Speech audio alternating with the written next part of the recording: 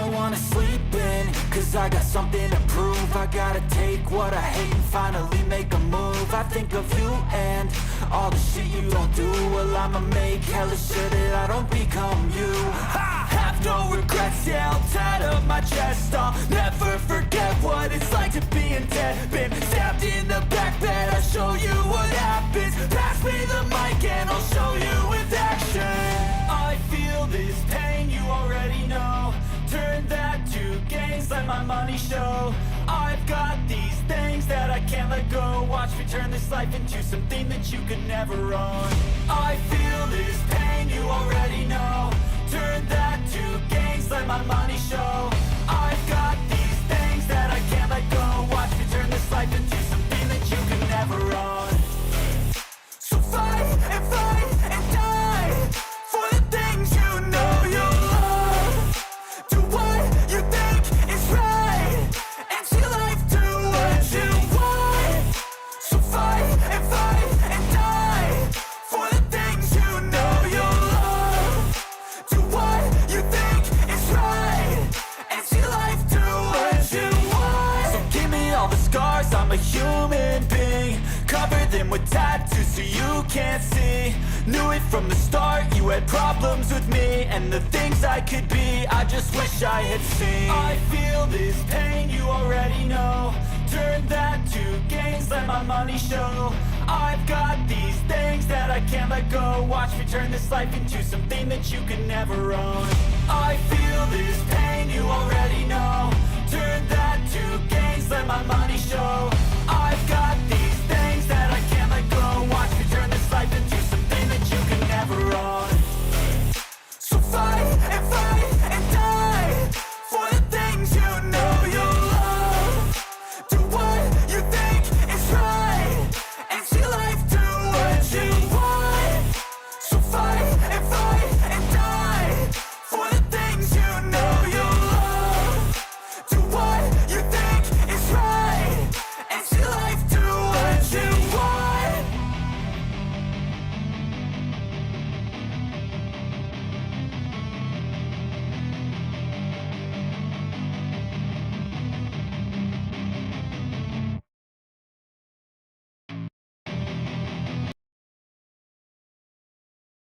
Damn, I was bopping to that. I was enjoying that song. I want to put that on more often. That was a nice little bop, boys. I forgot all about that song.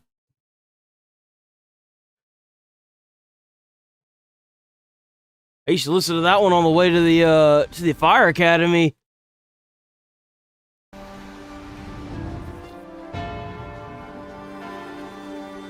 Everything quiet, or is it just me? Huh. How we doing this morning? How we doing this morning? Hope everyone's having a fantastic morning. There's not a lot of games today, so we're gonna move out of this pretty quick. There's a lot of political stuff, though. A lot of shit today.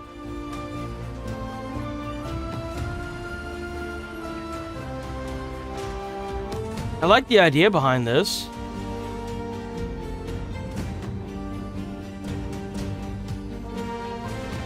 Doesn't really seem like it has... Is this like a settlement building thing? I don't know what this is. I'm bored of it. This looks fun. What is this? KK and... The centenary is upon us.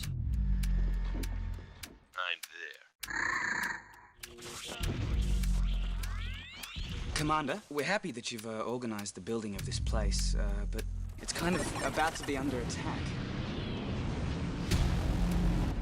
That's an old game. Wow, there might not be any games that are worth a shit today.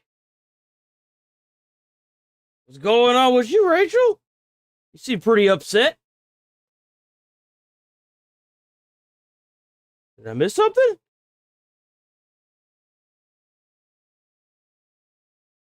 R-Type Dimension 3.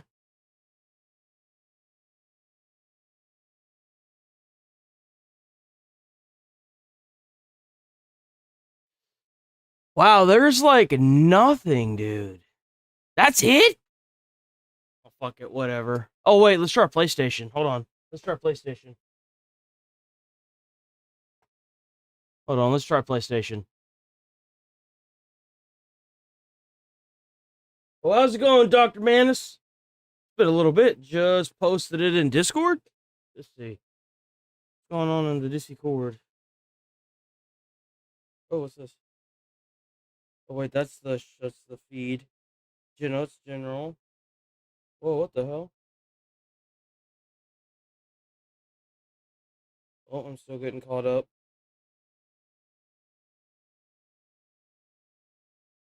After hearing a Pentagon's classified brief on Iran war impact on U.S. weapons stockpile, Senator Mark Kelly says it is shocking how deep we have gone into this magazines. He said that the Tomahawk ATACMS, the THAAD rounds, Patriot rounds, so those interceptor rounds to defend ourselves have been hit hard. He says it'll take years to replenish those stockpiles, which could affect the hypothetical U.S. conflicts with China. Hypothetical U.S. conflicts with China? Wait. Treason. Imagine sitting senator and former military officer receives an alarming classified briefing. So he just kind of aired that out to everybody? How is this guy not in jail?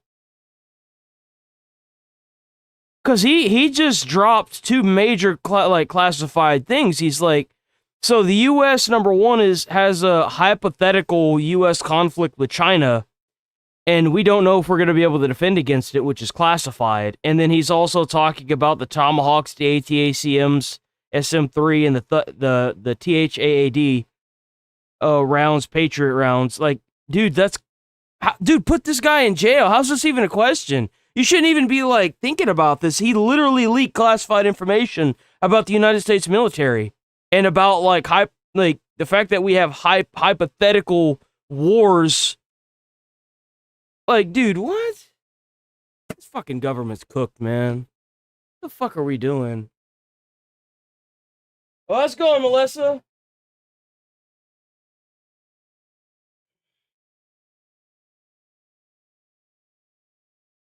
He did that 6 months. I just can't even with that shit. We got senators out there so ready to destroy America that they're... Dude, why is all the games on PlayStation? Wait, what? Does that mean that IGN ruined its reputation so bad that they're not even, like... That they're not even, getting games anymore?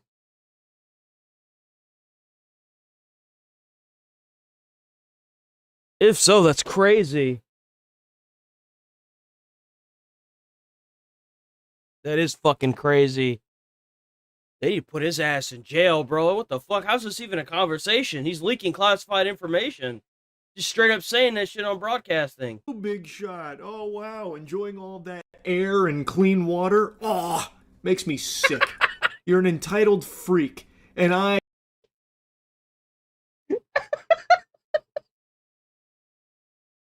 Thanks, Charlie.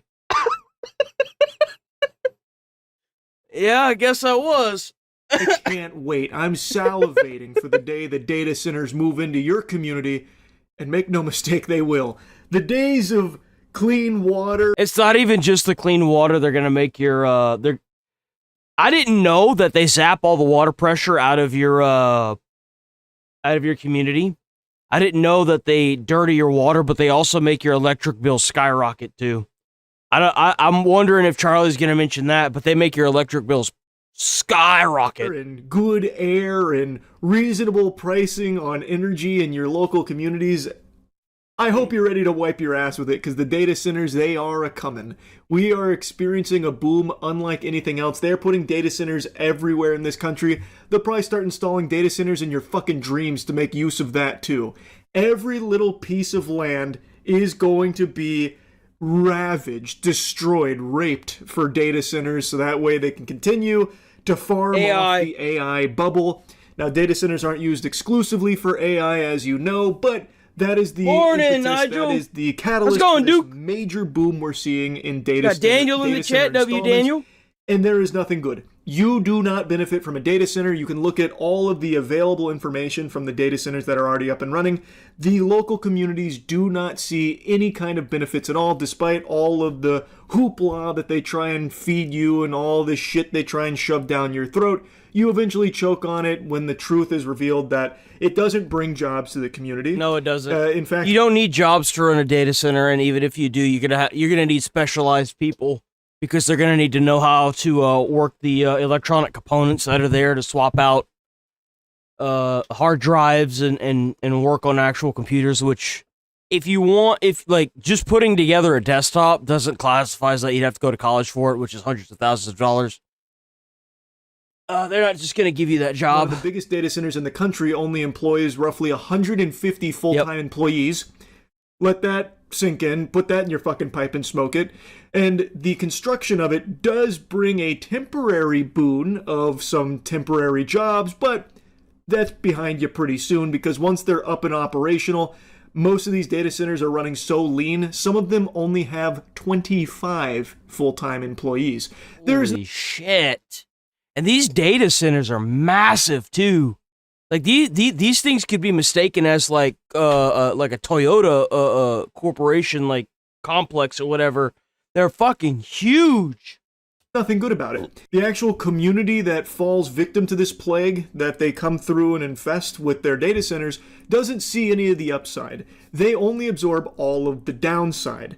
The upside goes to the all the water that they use, it like whenever you drink, you can't even drink from the tap once they do it. It kind of blows my mind that these cocksuckers are able to do this. Like, straight up. I didn't think they were allowed to do this. I mean, that's the whole reason why they didn't have power plants everywhere, right? Like, why is it that they're able to do this and take up all the water and the electricity? It doesn't make any sense. Corporations that brute force these projects through. There is no benefits to the communities, and that's based on available data from everything I've seen. Like the most recent information on data centers and their effects on the communities that they impact, like directly. I haven't seen anything that's flourishing as a result of it in that community. The upside only goes out to everywhere else in like the corporations that utilize it. Now for the pathetic slimy cucks that love to slurp for multi-billion-dollar corporations, this is a great thing. This is great news. They're pumping their fists celebrating, yeah, keep installing data centers, more surveillance, we need more AI, this is all really good stuff, woohoo, yeehaw, I hope your profits are through the roof, yeah, good news.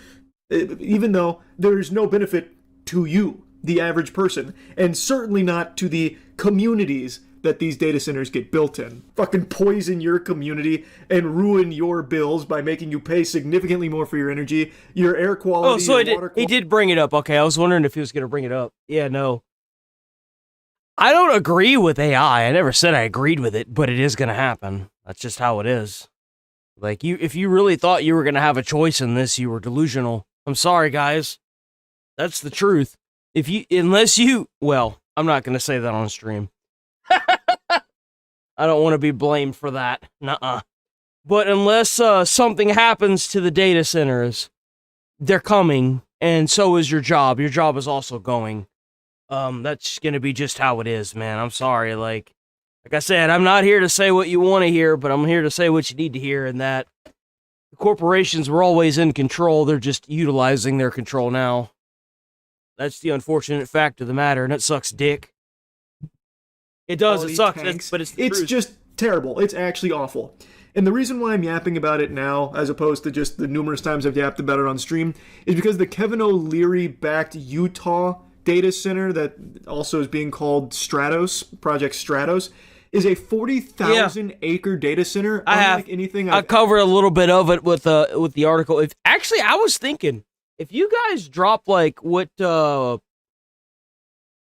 Rachel just dropped in the chat, I think as long as I don't pull it up on stream and I just read it off my phone, I should be able to cover it a little bit, touch base with it. So, like, I won't be able to really put that in a video, but at least I'll be able to touch base on it, give my thoughts on it. That motherfucker needs to go to jail. ever even imagined. Put that I bitch in jail can't for treason. fathom that, and you can't either. You can try convincing yourself. You can try convincing yourself. You know what 40,000 acres looks like. You don't. A 40,000 acre data center. That's like the fucking spaceship from Independence. What? Is that real? Anything I've ever even imagined. I can't fathom that, and you can't either. You can try convincing yourself. You can try convincing yourself. You know what 40,000 acres looks like. Is there really a 40,000 acre data center? There's no way. That's fake. What is the biggest data center in America?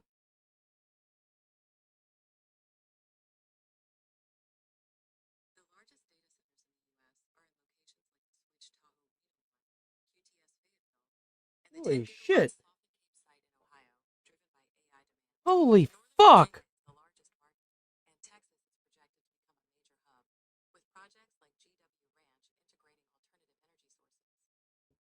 They about to ruin Texas, guys. We're supposed to be the biggest hub.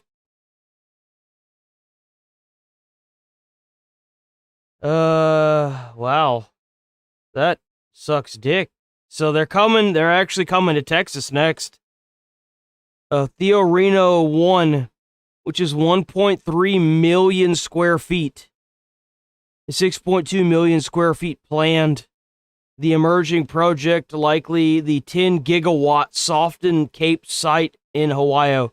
There's no way the Texas power grid is going to be able to deal with that, dude. There's no way. 10 gigawatts? Dude, that's a shitload. We get our power cut off constantly here already. There's no way the Texas power grid can handle that.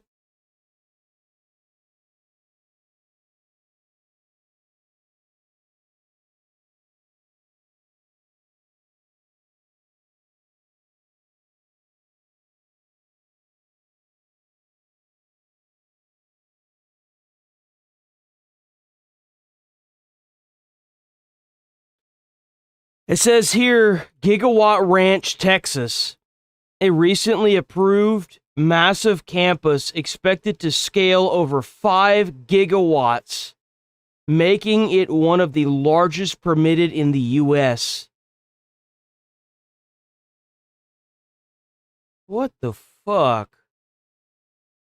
Well, I guess every little good thing we have in our lives, we can just take that shit and throw that in the garbage, right? We don't deserve that, clearly. A 40,000 acre data center, that's like the fucking spaceship from Independence Day swooping in over top of us. Yeah, the data center that everyone's talking about is the Kevin O'Leary one, 40,000 acres. Here. It will... They decided, fuck that, we're doing it anyway. So the fossils in power over there were like, yeah, it's alright. We'll unanimously vote it. Whatever you're picturing, triple it. I feel like most people here can't even fathom what 40,000 acres actually looks like. It is an unbelievable scale. NBC did a great video covering it, did they? There, let me check it out. I saw a couple clips from it.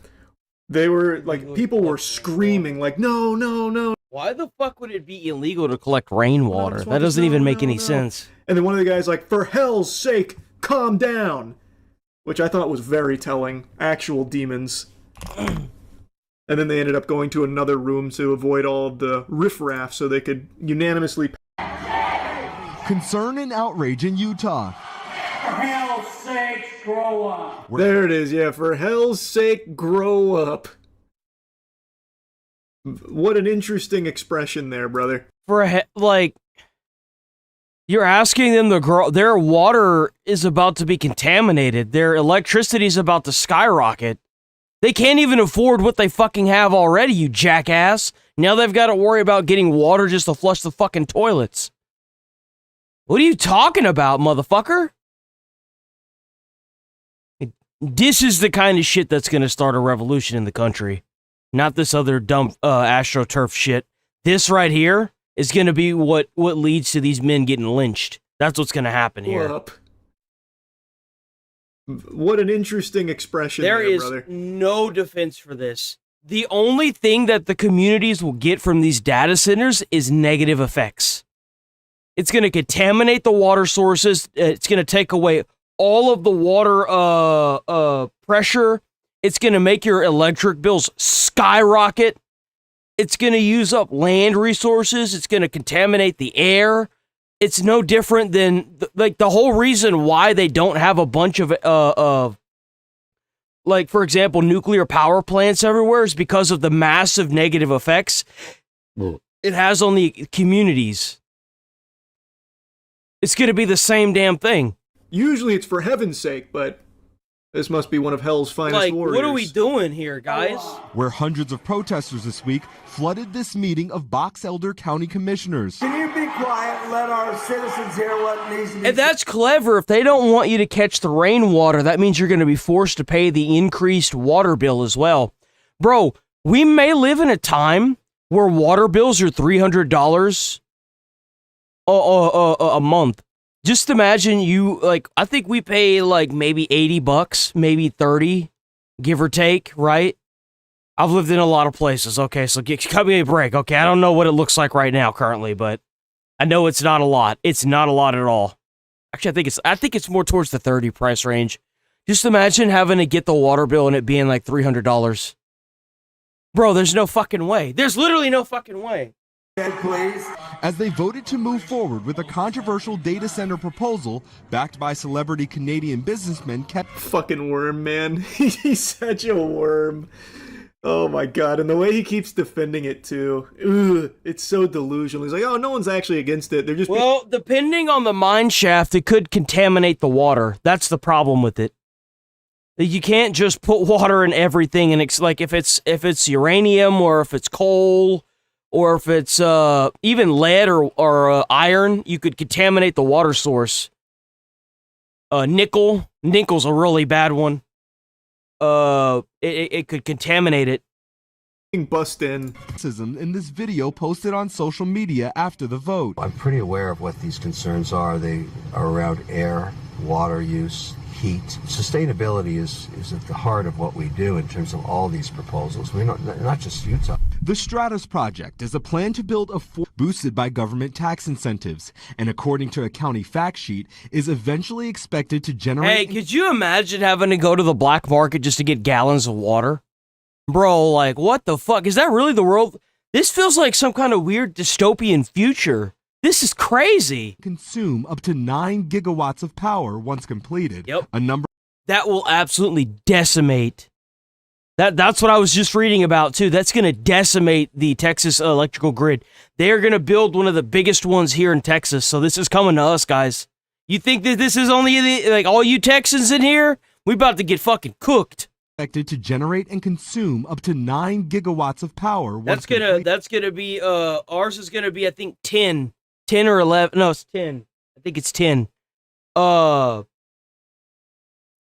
it's gonna make the electric bill shoot up. It's gonna pollute the damn air. It's gonna fucking sap all the water pressure from the water. It's gonna contaminate all the water. It's gonna use 70. The estimation is 70% of the water in the area where it pops up at. It will drain 70% of all the water. A number MIDA, the state entity backing the project, says is more than double Utah's average energy consumption. Perfect. That's very true. I was actually just reading something about one of the larger data centers in the country. I believe it's a Meta data center.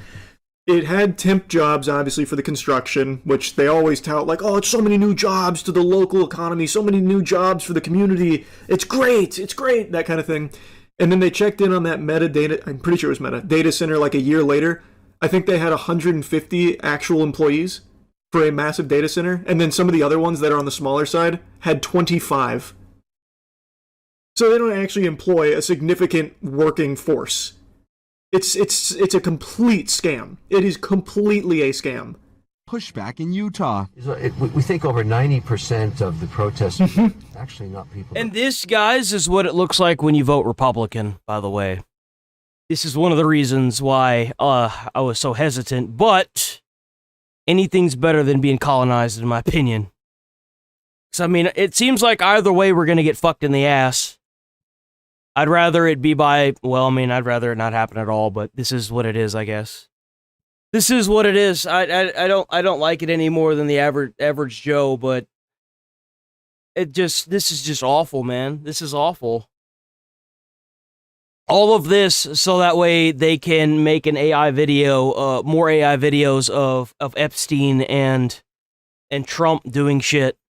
All of this so that way the Iranians can make more AI videos. Live in Utah or Box Elder County. They're being Like, what the busted. fuck? By who? Who would bust them in? We have to fight this data center. Who? All of the rich people that would even be able to afford to do that are all gung-ho on these data centers, Kevin. It is solely for fucking goober demons like you to profit off of. So who the fuck would even be busting them in? All of them are constantly lobbying Yeah, but Republicans usually lobby around big business. They always have. It's one of the reasons why I never really voted Republican. Is because they're gonna, for example, whenever Trump got in, he got rid of the electric. Now, I don't like that they were going to force you to get an electric car by the year 2030 because not everybody has the ability to buy a $35,000 vehicle. I'm sorry, that's just not logical. But the fact that they took away stipends for buying an electric car, you would get a nice big tax break at the end of the year for having an electric vehicle. I think that was stupid. But they don't want the big green bill and stuff like that anymore because they want to make data centers so they can pollute the fuck out of the air and make billions and trillions of dollars. Just like this guy. This guy is specifically doing this to turn billions into trillions. They don't care about the average people. It's a slow decline with the Republicans, and it's an accelerated death with the Democrats. And you're right. The government doesn't give two shits and one fuck about us because they don't. They never did. Like, we have to vote for effectively our own survival at this point, which is disgusting. We have to vote on who's going to fuck us less. And it seems like no matter which way we vote now, we're still going to get fucked. And it's disgusting. It's awful. data centers. All of the rich people that would be able to afford 90% of these protesters being bussed across the country. So they wouldn't do that. I'm still tweaking over Let's go, Kevin's mod delusional bussing theory. No one's actually against that. They're all just being maliciously bussed in to make it appear like this isn't popular. The reality is the only person being bussed in is Kevin's Canadian... No, the only ones getting bussed in are migrants. I mean, illegals that are given, never mind, let me stop. Wrong video, my bad, wrong video. Not from here. And this is something that's not exclusive to just Utah. Average, ordinary, working people don't want data centers in their community because it's bad for them. It's bad for them because it's fucking expensive. It makes the entire power grid drain like crazy. It contaminates the water and zaps away the water pressure, and then it makes all the prices for the water and the electric bills skyrocket. That's why they're not even like trying to they're not even trying to pay the extra for the electric. They're trying to throw it at the community. It's shit. Everything goes up. Their cost of living goes up because of everything that has to get diverted to this data center. And y'all that think, hold on, y'all think that y'all being in different states, this doesn't affect y'all? Over the past year, how much have y'all paid in y'all's electric bills? You have to keep in mind the electric grid is all connected in some way, shape, or form. So it's not just affecting the communities, it's affecting everybody in the country for the most part. When one of these big data centers pops up, they've got to figure out a way to offset that electricity. In a place like Texas, and this is how you know it's happening, you couldn't pop one of these data centers up around here because our power grid is dog shit. We've got the worst power grid in the entire country. How do you think they're going to pipe that electricity into the Texas power grid? They're going to pipe it from other states. That's what the fuck they're going to do.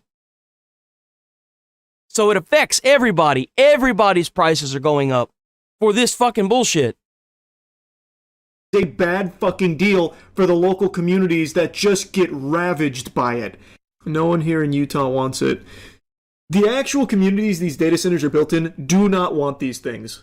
They make it clear. I said pipe. I should have said line it in from somewhere else because that's more like what it's going to happen. They're most likely they're either going to pop up with a new power plant that's going to cause even more pollution and contamination, or they're going to wire the electricity from somewhere from a different state. They'll probably use like those big ass interstate power lines that you see with all the big ass cables. Those big metal motherfuckers. Those ones. It's not like people are quiet about it. When data centers move in, they are constantly pushing back and fighting. But since all of these politicians are in the pockets of the people that are building it, they just force it through anyway. This is actually the beginning of the Terminator movie. I think Nigel's on to something. I think this is the beginning of the Terminator movie, guys. Clean water is overrated. True. And you know why these corporations want this AI? They want this AI so that way they can get rid of every single job in America.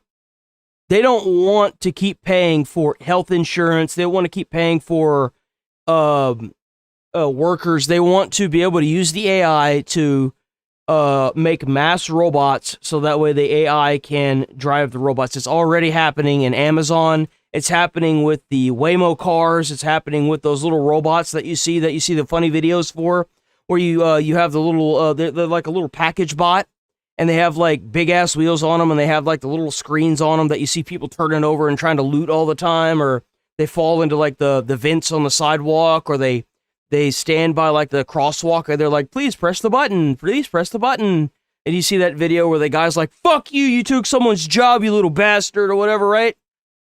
Like, that's gonna be the future.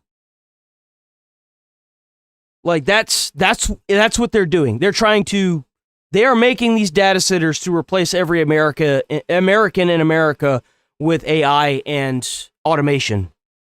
Like, they are making a big move right now, and this is one of the side effects of it.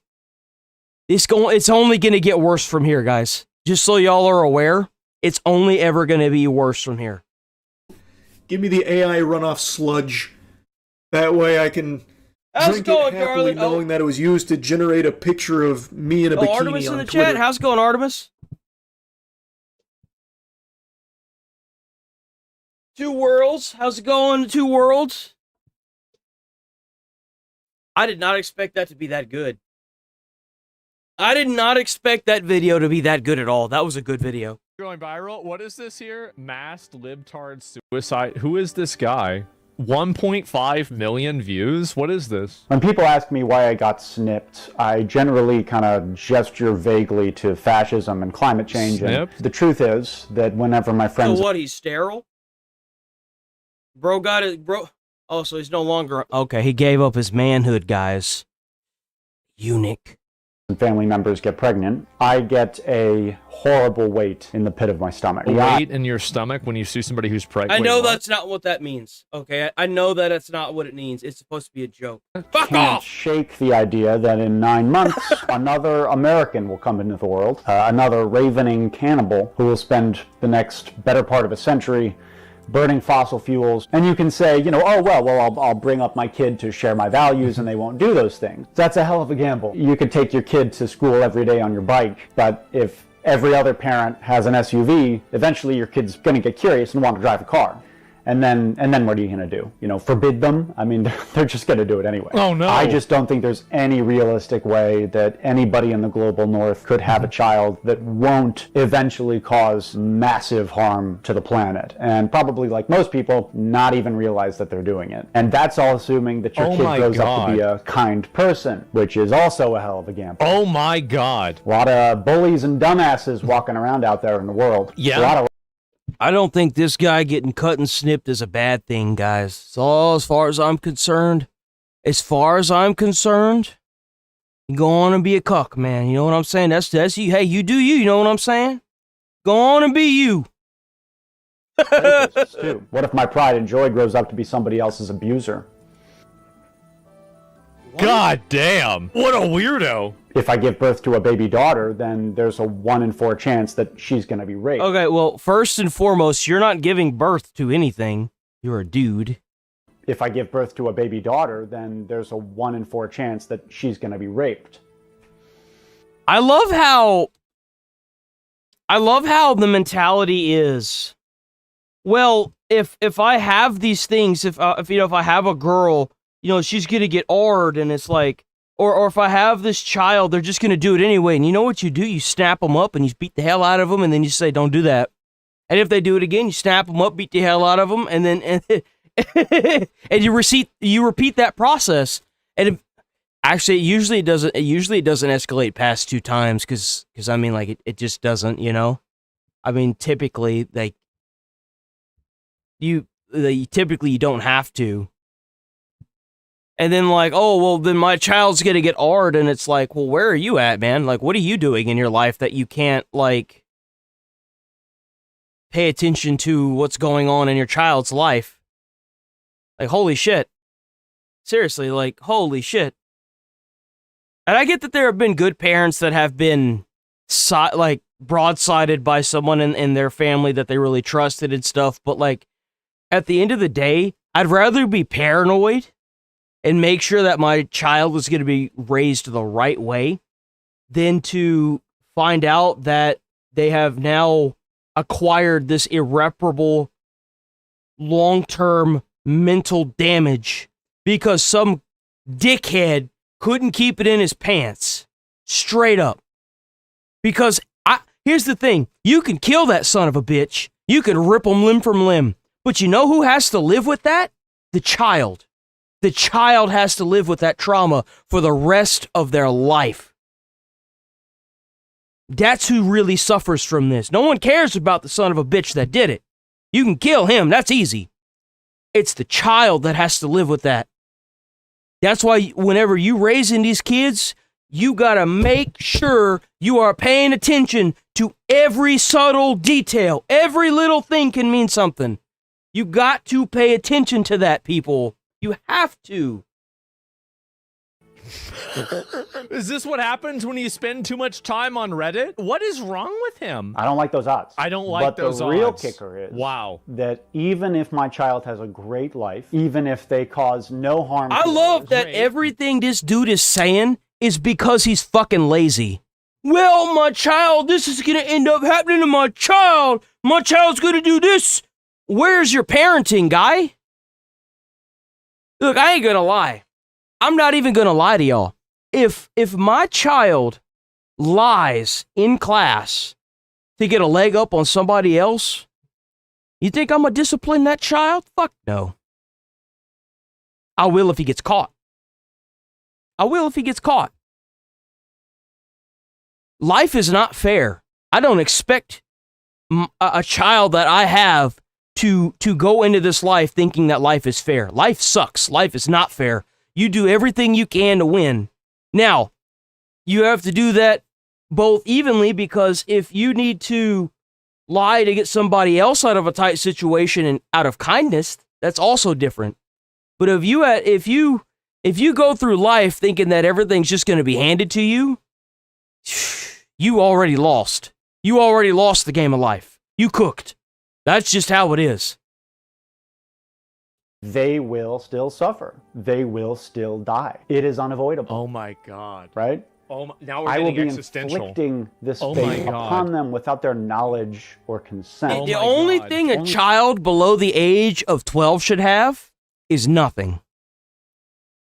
Nothing. Until that child starts walking home, they get nothing. If somebody has to pick that child up and bring them home, they get nothing. They don't need a cell phone. You don't need a cell phone. Okay? If they start walking home, you get them a nice cheap flip phone. That's what you fucking get them. That's just like $60 a month. It's great. They break it or destroy it. Hey, that's all good. Let me go down to the store, get you another one right quick. Boom. And then if they keep breaking, because they mad they get an iPhone, you beat the hell out of them. Tear that ass up, boy. And then you don't get them another one. You say, oh, well, I guess now that you broke it again, you don't get another phone. Damn. Like, what the fuck? Just spring it on them. You when can't have kids because kids can't consent to existing. This is amazing. To me, the creation of human life is very obviously an incredibly selfish thing to do. Just and I'm not emergency saying that we should, numbers. make it illegal to have children or whatever, but I am saying that this is a deeply consequential It's thing. never too late as a parent. It is never too late as a parent. Let me tell you something. Any day that you stop trying, you've truly lost. Don't ever accept that mentality, brother. You the leader of the group. You the pack leader. Man or woman. If you a single mom, If you're a single mom, I understand fully what you're going through. You a badass. Don't ever let anybody else tell you otherwise. You know why? Because you take that shit and you own it. That's why. That's why.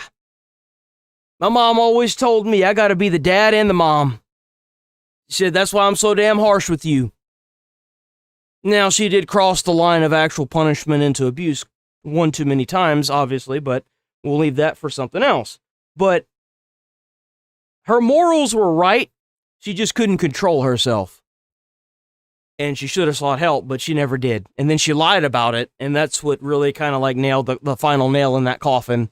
But the thing is like, you can still correct any wrongs, or you can make good on those. Like, the reason why I would only give my child a flip phone is specifically for the purpose of, I just don't trust the internet. It's not that I don't trust them. I just don't trust the internet, period. And that's how it has always been. I don't know what the fuck happened, but, I mean, you could set limits. You could also monitor children's phones. You can set, like, there are child-safe features on phones, and you could also get in contact. Not a lot of parents know about this. You can call your providers and ask them for child-safe features on a specific phone line. Not a lot of y'all know about this, but y'all could ask for like monitoring, locations on phones. Y'all have these features. Not a lot of y'all know about them. I'd be surprised if they didn't get rid of them as well, because nobody knows about them because they don't use them. But y'all parents that have these lines for these kids, y'all have monitoring services that are provided by the like T-Mobile, AT&T, I don't know if, I think Verizon's gone now, right? Either way, and so this is the reason I just don't get why this. This is just so stupid. ideology is even dumber than you would imagine. If you asked him, oh, so you don't think black people should have kids either, he would contort himself into a origami shape that has never even been conceived of in order to rationalize why it's okay for them to have kids, but not you. Oh, well, that's just what people do at this age. I want someone to take care of me when I'm old. As though that were anything other than vanity. Dude, if Reddit was a person. Bro, whenever I get old, and if I ever have kids, ain't no way in hell you gonna catch my ass inside of an old folks home, brother. They gonna find my ass dead in my house with a bottle of, with some kind of Coke in my hand, a gun in the other hand, either rocking back and forth in my chair or reclined in a big chair, you know what I'm saying? Or like on the floor passed out. That's what they gonna find me. I'm gonna be up in my house. I ain't gonna be. I don't want nobody. If they can, I don't want nobody to cater to me unless it's given to me by the government. And I damn sure ain't going to no old folks home. I've seen too many people die the minute they go to an old folks. No sir. Makes a lot more sense now. There is mean children by political ideology. Extremely liberal is at 0.55. So they're literally going extinct. This is look at the replacement rates for these people. Even liberal is only at 1.25. A deeper That's still dive too high. It's too high. And this Aton Shea guy, and it's genuinely the most depressing and psychotic lib that I've ever seen. As soon as we landed, I would use the money to bribe the bosun to look the other way while I stole all of the muskets and powder on board. I would march my ass immediately to the nearest indigenous settlement, give the guns out like candy, and make it my mission in life to murder every single white man, woman, and child on the eastern seaboard of the continent. Can you believe it that we have these people just running around? He's All definitely white leftist liberal. Politics boil down to self-hatred and a desire for complete self-destruction. And it would be a... So this guy, this is the kind of typical person that I usually pull up on chat. This guy is so far gone on hating himself that you're never going to pull this person out of that hatred. You're just not, man. You're not going to pull the anti-American sentiment out of this individual. You can pull them up, try to steer them a little bit more, hopefully maybe open their eyes. But as far as making them think less of what they're thinking about when it comes to kids and sterilizing themselves, like they've already made this decision. They're not coming back. if they were just killing themselves, but they aren't. They want to kill you too. They intend to make this the murder-suicide of the West. Yeah, he's right. An interesting thing to note about this rambling whining is that his main concern seems to be his fear of being able to control his child. That one day his child may wish to have an independent thought and not just submit to his programming completely. Yep. These people are mentally ill. There's something profoundly wrong with them. And I've got to tell you guys. Oh, God.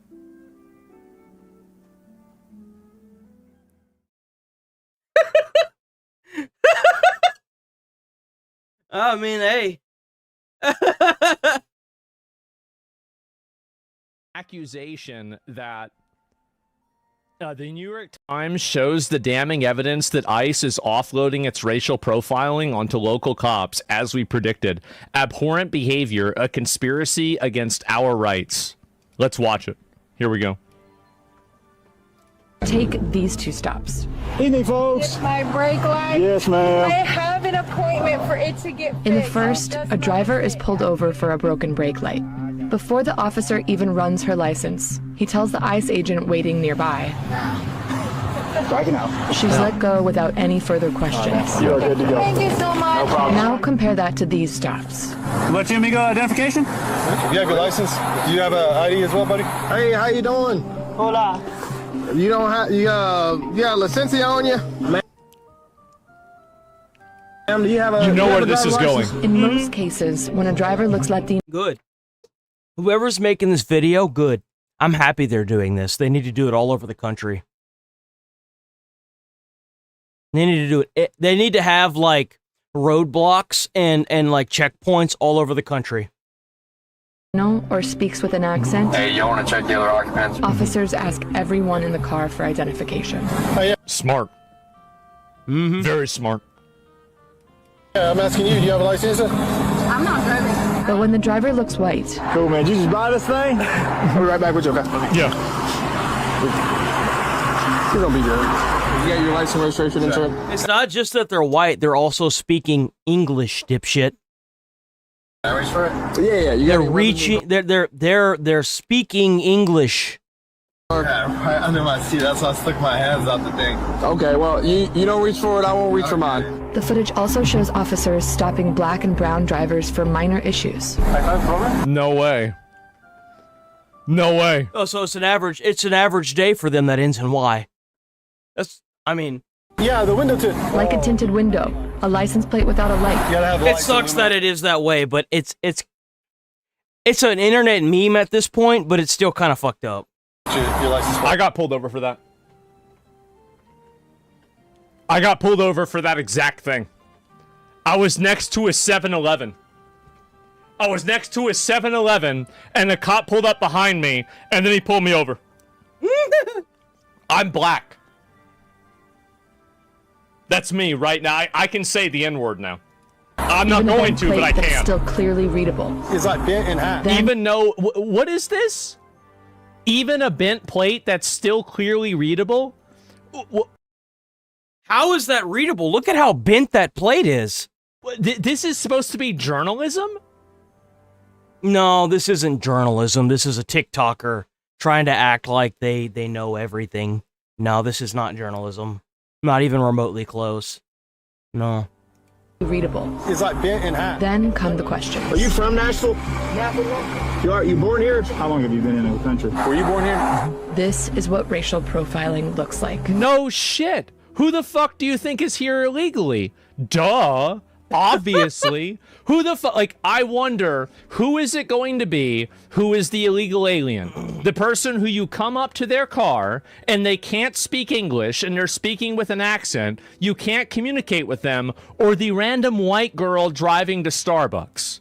This is the type of ideology that leads people into the dark. We all know what the problem is. Everybody knows what's going on. But for some reason, we have to pretend to be stupid so we can satisfy this lie. It's a lie. This is so heavily edited. Yeah, it's obvious. It's so obvious who's doing this. So it's this. I think we should bring back stop and frisk. We should be doing this even more. It's very, very clear where the bad actors are coming from, and we should be focusing on trying to narrow that down and reduce the amount of bad actors totally. I think we should go all the way with this. It's very clear. It's called pattern recognition. Exactly.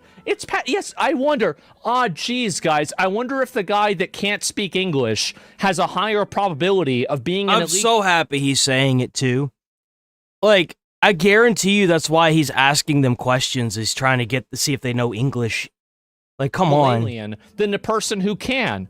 Oh, man, what a fucking mystery. And then, they're pulling over black people. Why are they pulling them over? Oh, because they did something wrong. Yeah, because their license plate is bent. How the fuck? Why do you have a bent license plate?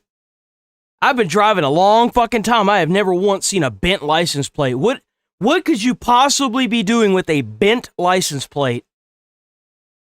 A tinted window, and so they shouldn't be able to get pulled over for what the fuck? That bitch was at like a 90-degree angle. Like, why the fuck? I could think of a few reasons why someone would have a bent license plate, regardless of their skin color.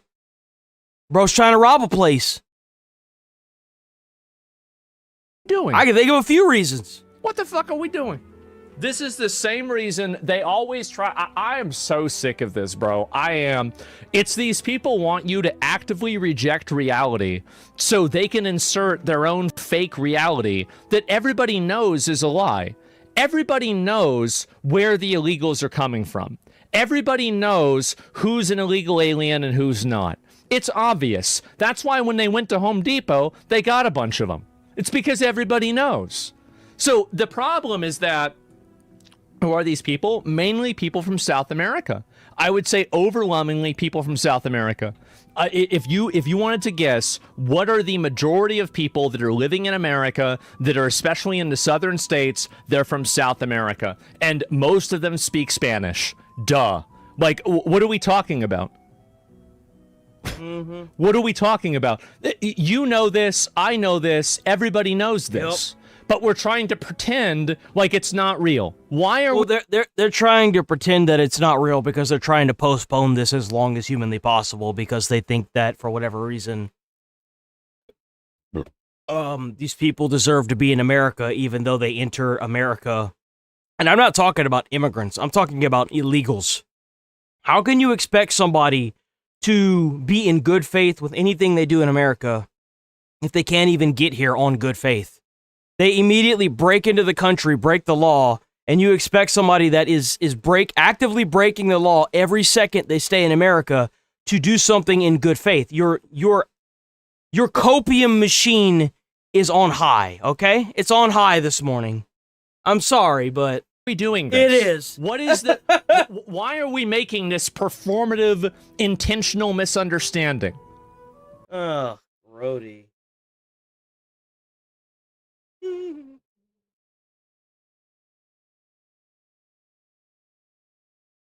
That's it? Just the 2 comments? You ain't even worth the time. It's outrageous. It's crazy. Ain't even worth the time. What are we doing? You know what? I know everybody knows it. Yes, exactly.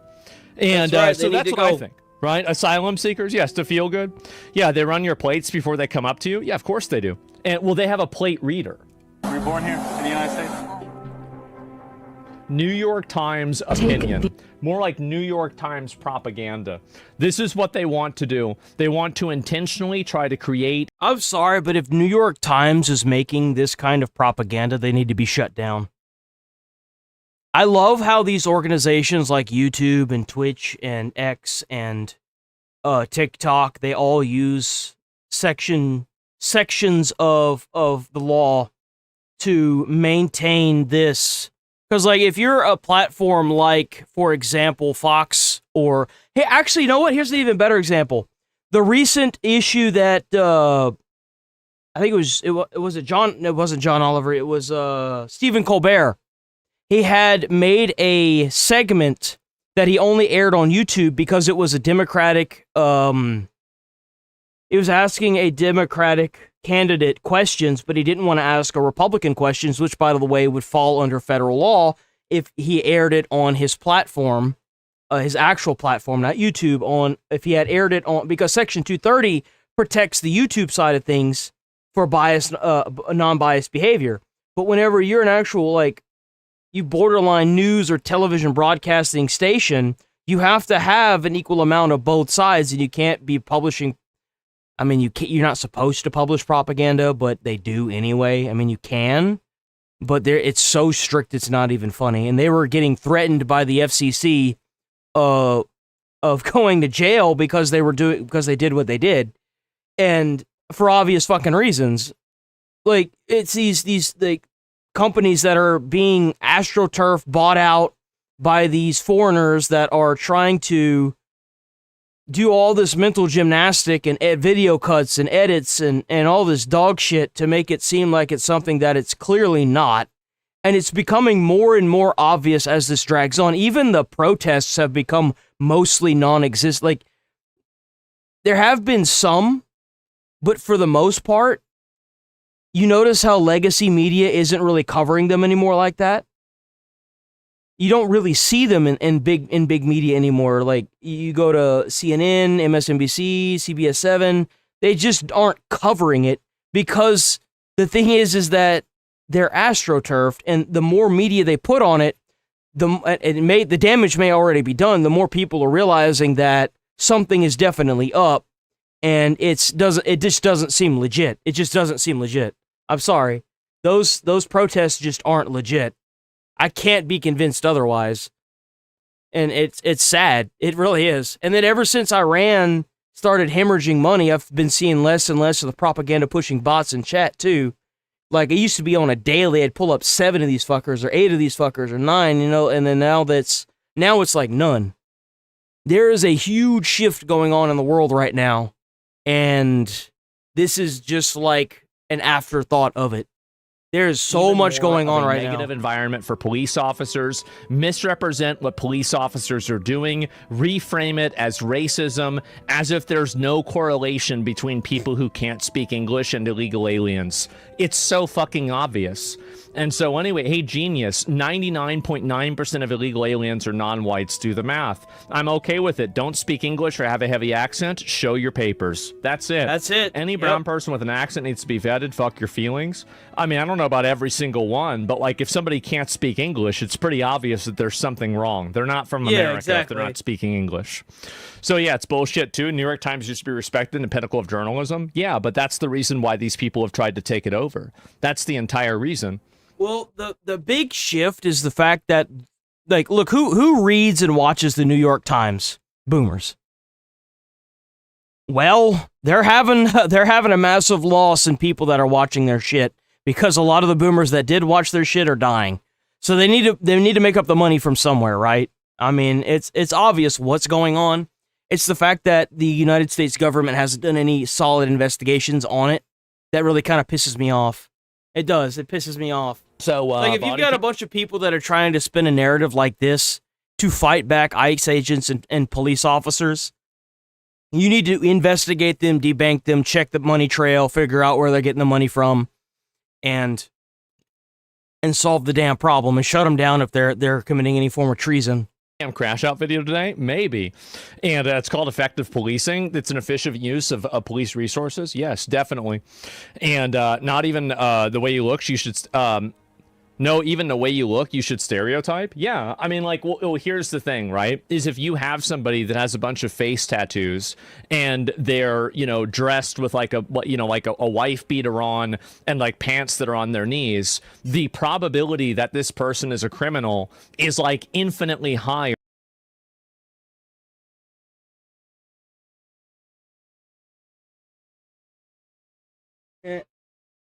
Than your random 70-year-old old lady pushing a walker to 7-Eleven, right? Like, it's infinitely higher, and everybody knows this. But we have to engage with this performative lie in order to appease people that fundamentally want to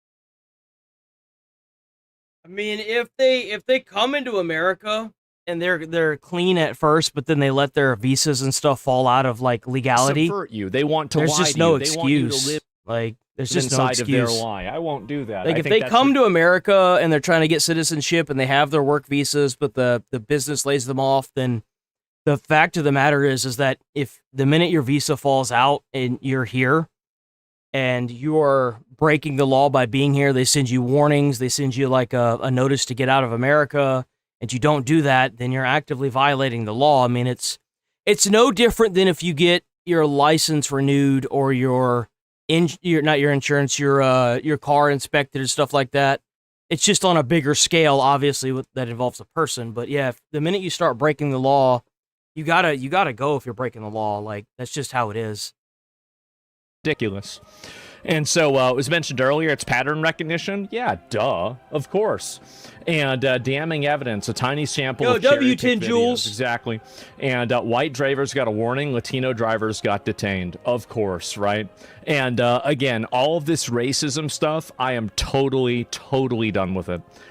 They have used this for the last 15 years so they can rationalize overwhelming the country with a bunch of foreigners, people that don't speak English, un-American people, so they can use them as a voting bloc. I don't care. Call it whatever you want. Call it racism. Call it police, being evil. Call it whatever you want. I think they should do it. I think it's the right decision. And anybody that... Do you think citizenship should be changed or lengthened?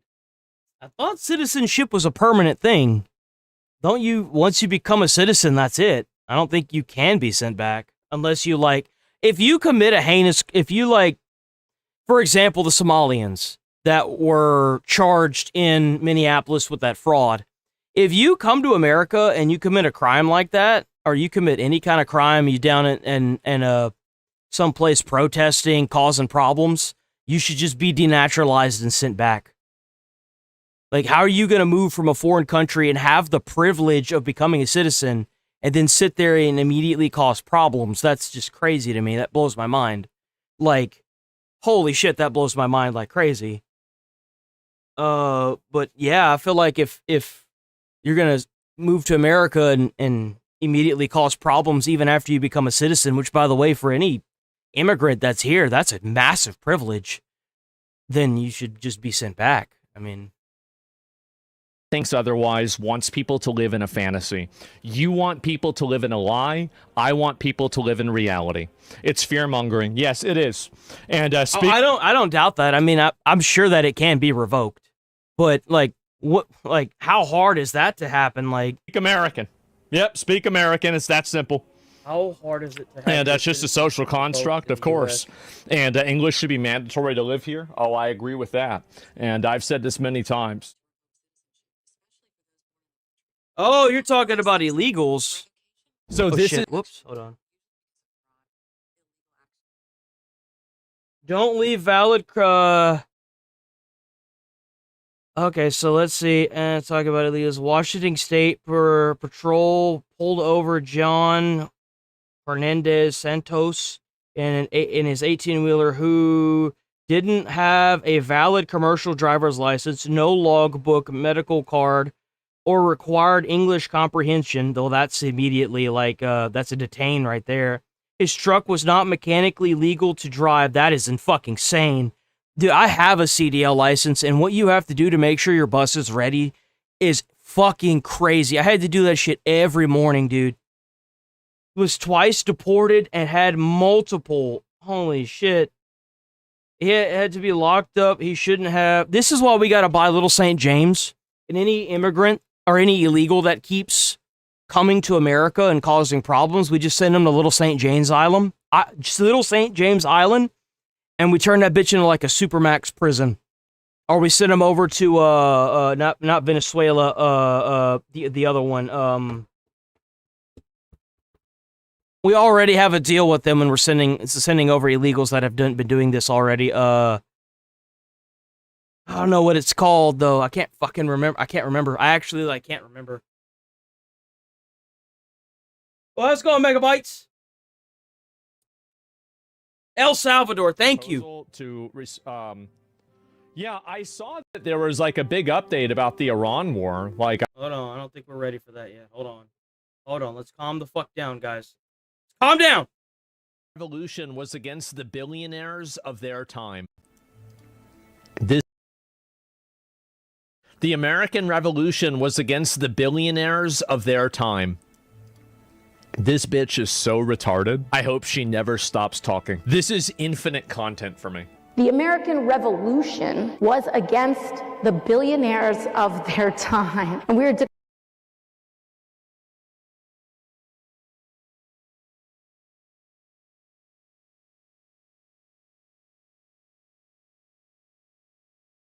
declaring independence from such an extreme marriage of wealth and power and the state. This is Robert Morris, the richest man in 1776 America. He literally bankrupted himself using his vast personal fortune to pay for the American Revolution. AOC is stupid. George Washington was worth $500 million. Is this true? $525 million today. George Washington was a fucking pimp. Peak estimates for Jefferson range between $200 and $285 million today. So these guys were absolute and the sad part is that this happens quite a bit. It's a bunch of people that obviously have no idea what the fuck the American history is. I have no idea what the fuck they're talking about, but it's kind of like it's the play on words that a lot of the LGBT community does. The whole gay means, that you like the same sex. Well, gay originally meant happy. It's this play on words that they are using at a more industrial, big scale that they are trying to effectively overwrite history and continue to push this on. Because, think about it this way. How many of y'all have read a history book since y'all left middle school or high school and are no longer in college? So where are you getting all of your information from? Probably going to get it online, right? So what better way to rewrite history than to just continue repeating the same thing over and over and over and over and over again and hope that people don't become wise to it and then, build off of that. They're trying to systematically rewrite everything just to push their narratives. It's insanity. This entire LARP is based off of bullshit. The American Revolution was against the billionaires of their time. It was the organizing of Black Americans that turned America into a full democracy. These guys literally risked their entire fortunes and they went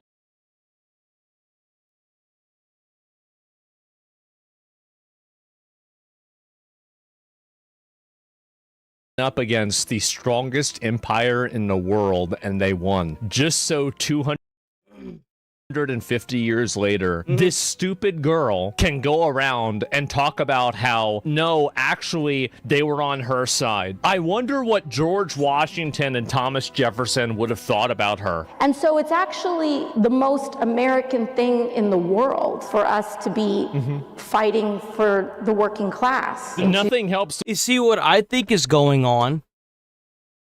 What I genuinely think is going on now, because I've noticed this shift in the protesting. Who for the longest time did the Republican Party cater to?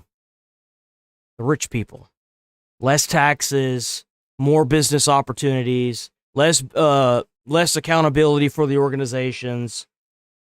That was one of the reasons why I grew up and my mom always said, I'll never vote Republican because we'll never be rich.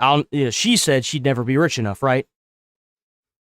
How is it that now that the Democrats have splintered and a lot of the Democrats have become Republicans, that the Democrat heavy liberal side of it is trying to take over the Republican side of it and trying to alienate the rich people? Well, because they are for America. Why do you think they're still here? They're here because they're using and abusing America's systems, and they believe the same views that a lot of people in the chat believe, and that is that if you're anti-American and you're from a foreign country, you need to go the fuck back. So now they're trying to rally up and go after these billionaires and these Republicans. That's the go-to now. They're trying, and you can clearly see this because she's trying to claim that the revolution was the poor fighting the rich. That's not what it was at all. It was for slavery, man. Like, what? They had white people dying for black people. They had black people dying for black people. Trying to fight back the slavery. Like, that's what the revolution was for. How can you possibly, like, the people went bankrupt trying to fund this shit? Like, what the fuck? How do you pull that out? How? Like, how do you come to that conclusion? Well, that's how. They're trying to alienate the rich class because the rich class, holds all the power in the economy. They hold everything. The billionaires, even most likely, use the money that they get and they pocket it into senators. They give that shit, the senators pocket that money to sway votes. I know, this is in my opinion, right? This is my opinion. It's an opinion. That's why they're trying to take down the rich class, right there. That's the reason why. More than importing in millions of illegal aliens that are going to take their low-skilled jobs. Seems so obvious. The United States outperformed the rest of the developed world in terms of how we weathered the COVID pandemic. I don't even know if that's true. One of the only reasons was because of immigrants. What the fuck do immigrants have to do with COVID? Why is this a round of applause? This doesn't even make sense. Our healthcare system stands to collapse. Was I wrong about without that? immigrants. Hold on. When was the Civil War? 1986. Fuck, I think you're right. Hold on. When was the Revolutionary War?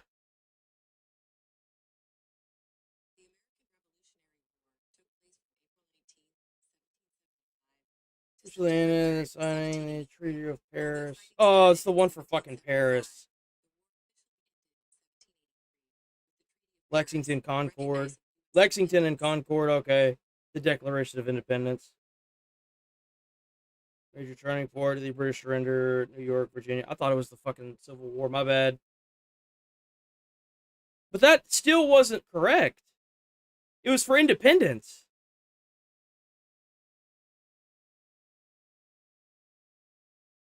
But that's still... So either way, she's still wrong.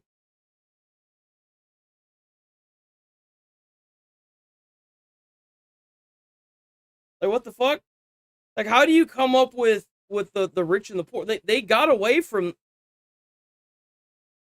I don't even fucking care, dude. That's just fucking crazy. She's still wrong, though. I mean, I was wrong about that, but I honestly thought she was talking about the Civil War. We need this massive deluge of unvetted, random people from all over. Like, for the Declaration of Independence, like, how do you get rich versus poor from the independence of an entire...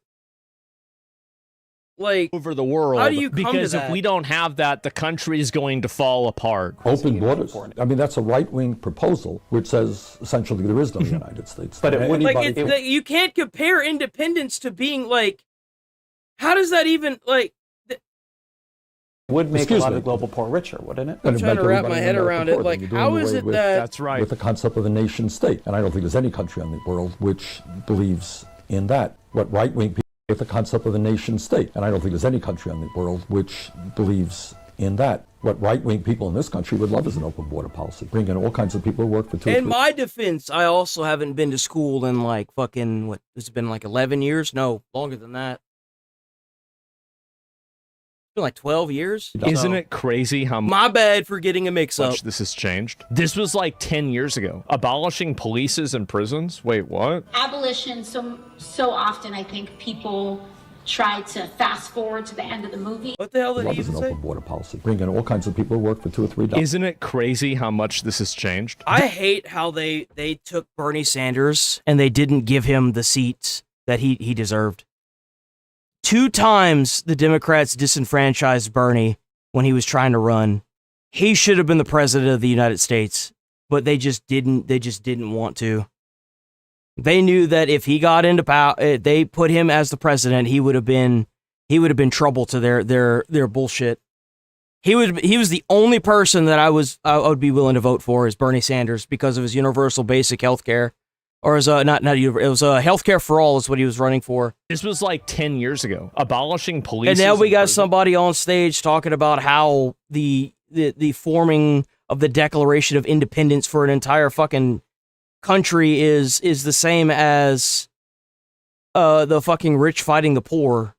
Or the poor fighting the rich. Like what? Abolition, so often I think people try to fast forward to the end of the movie and they're like, but what do you do if there are no jails in the United States? What do you do without police?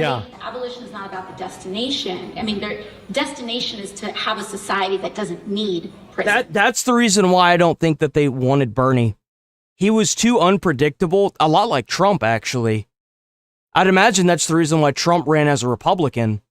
Bernie was that person that was going to do the right thing for the Democrats, but they never wanted that. I'd imagine the time that Bernie was running, he was probably the only one that would have won it, to be quite frank. So they had to get rid of him. They had to. He was getting in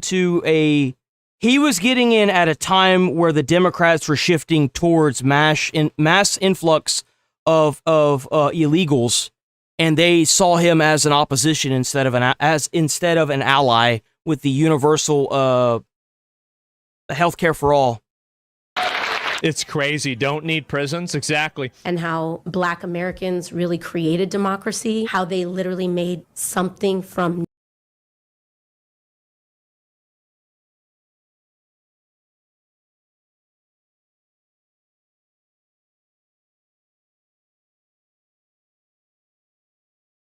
I fuck up on history sometimes, sure. What?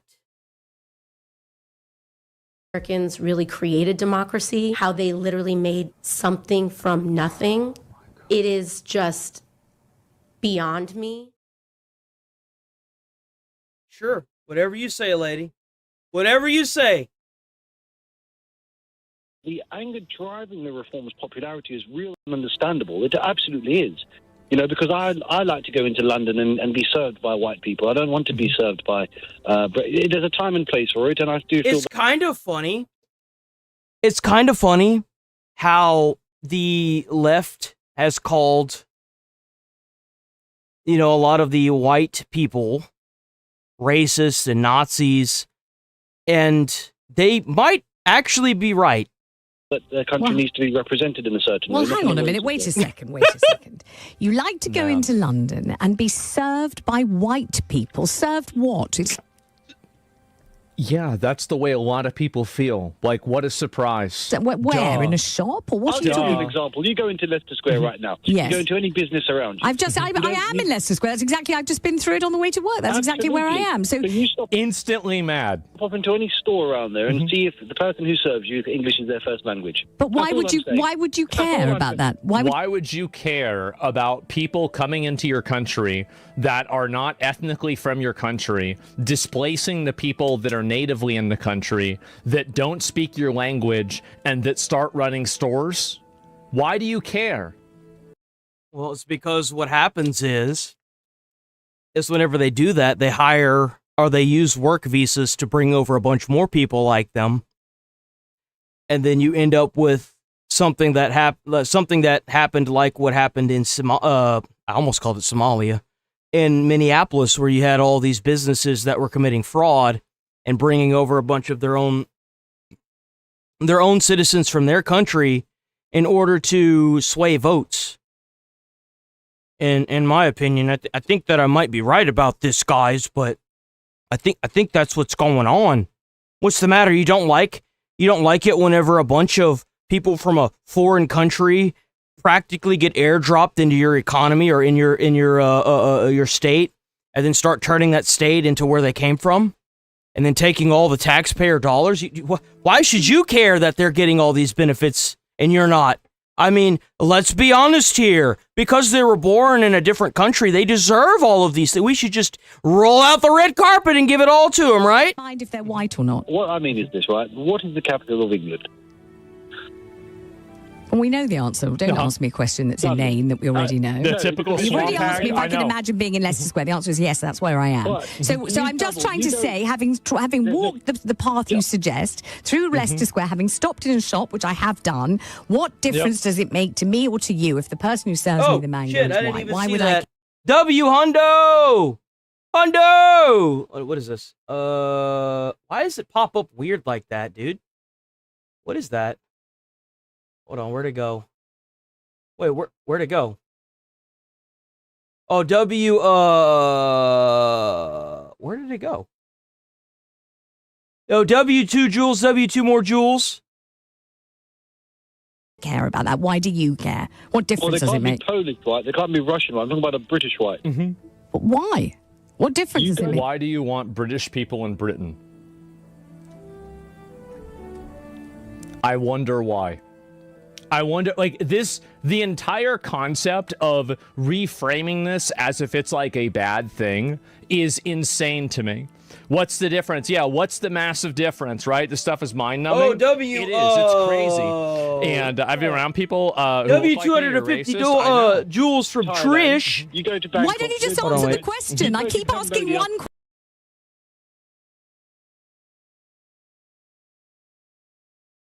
50-something? W50-something. I don't know where the hell it's at, dude. It, like, vanished. It straight up vanished. There was two. I don't know where it went. I was wondering about that because I was like, they got the notification, but where did it go? That's fucking weird, man. Yeah, but W50-something from America First Forever and W250 from Trish WW. Question. It's very basic. What difference does it make? Person of that race. So I wonder what she would say if the guy had said what I said. I wonder if it would break her brain or would she just disconnect the call? Person of that nationality serving you loud and proud. But the person serving me could well be British. They don't have to be white to be British, do they? So they have to be British. There should be more British people that first language is English in certain areas. Based. Holy shit, based. Obviously. Oh shit. W50. Right. He is. And I think that most people feel this way about their own country. 54. Go to Thailand, the girl 2 jewels each. Oh, so W2 jewels. Serves you as a for boy? 54. Okay, yeah, good one. What an insufferable bitch. She can't stop interrupting him. I know. And the reason why, here's what I think is funny, is that the reason why I think more people are able to say this now is because of the internet. I don't think people understand how much things have shifted. Like, even 5 years ago, I feel like saying something like that would be totally unthinkable. 10 years ago, there's no way it would happen. And now there's people that are actually voting on it and parties running on it, and I think it's about fucking time. It took them long enough. It did. It really did. It's about fucking time. Thank God. And so she's generational Orwellian. I know. And again, people like this, what they want to do is they want to reframe what you say back to you as if you're afraid to tell them what you think. And as soon as people become not afraid to tell them what they think, then you're going to see a lot of people that think something very different. And I think that's really it. Probably 34% of customers that serve in California don't speak English. Yeah, that's insane, man. It's crazy. Unreal. And so anyway, I will scroll down and look at a few more of these. Oh, here we go. Kentucky mom allegedly gave a 22-month-old son a tattoo because he wanted one. No. You can't do that. You can't do that because, like, you know, the child knew what it wanted.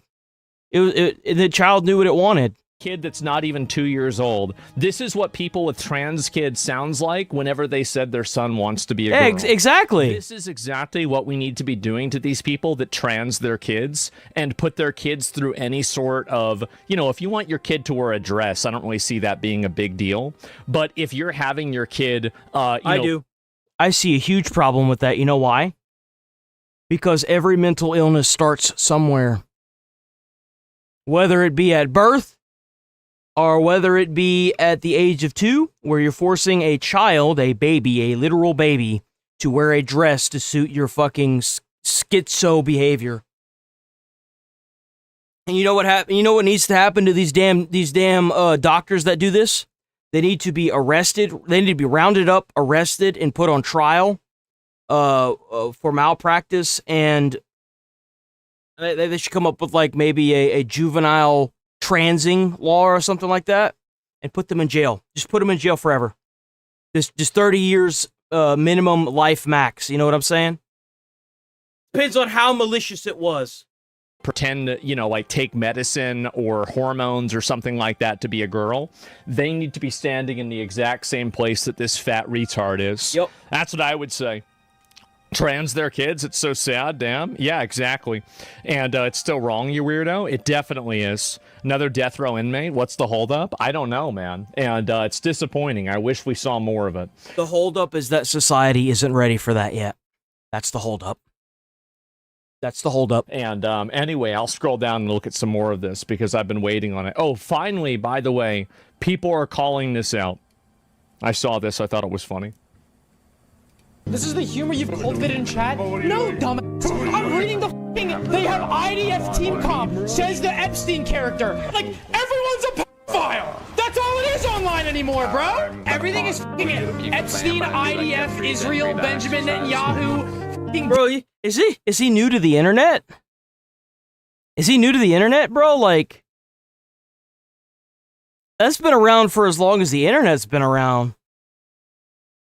Diddy, I can't. It's fucking Reddit coded. Yeah, I can't. Slop. Reddit coded. The memes are what makes everybody think about him. Like, what are you talking about, man? It's a war What are you on about, bro? That's all it is anymore, bro. I'm sick of it. I need a new joke. I need a new fucking joke to take over the fucking internet, bro. Yes. We gotta get some fucking It's so bad. I love my Israeli beginners. I love you, man. You see what I mean? I love Israel. Not do it. Like, I can't. We're gonna move on. You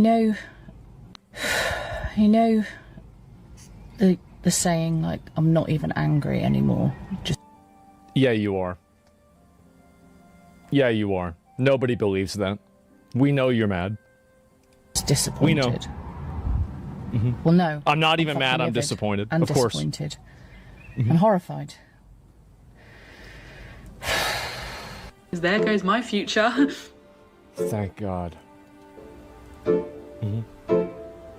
There goes my rights. It's fine. Didn't want them anyway. Great. Thank God. I moved to the UK only for the Reform Party to take over after I escaped MAGA. You better get used to it because the dominoes are starting to clickety-clack around. Telling me I moved to the UK only for the Reform Party to take over after I escaped MAGA. I actually, I'm not sure if y'all are aware, but the Restore, I think it's Britain Reform, is running on the same principles as Restore Britain. So they're not as aggressive as Restore Britain, but Reform Britain is practically the same thing. And she's listening to Lady Gaga. And they are winning, by the way. They're winning by a large margin. Last time we checked it. It's fine. It's absolutely fine. I know that the Oi Savaloys are going to be all over the internet today. Oh, we won, we're coming to get you, support. I'm all right. My area, there wasn't even, I swear there was like one Reform candidate and he's not getting in. He's not getting in. So I'm probably going to have a Green councillor, if I'm honest with you. I wonder what it's going to be like when, what's crazy is that they're crashing out over Reform and they don't even know about Restore.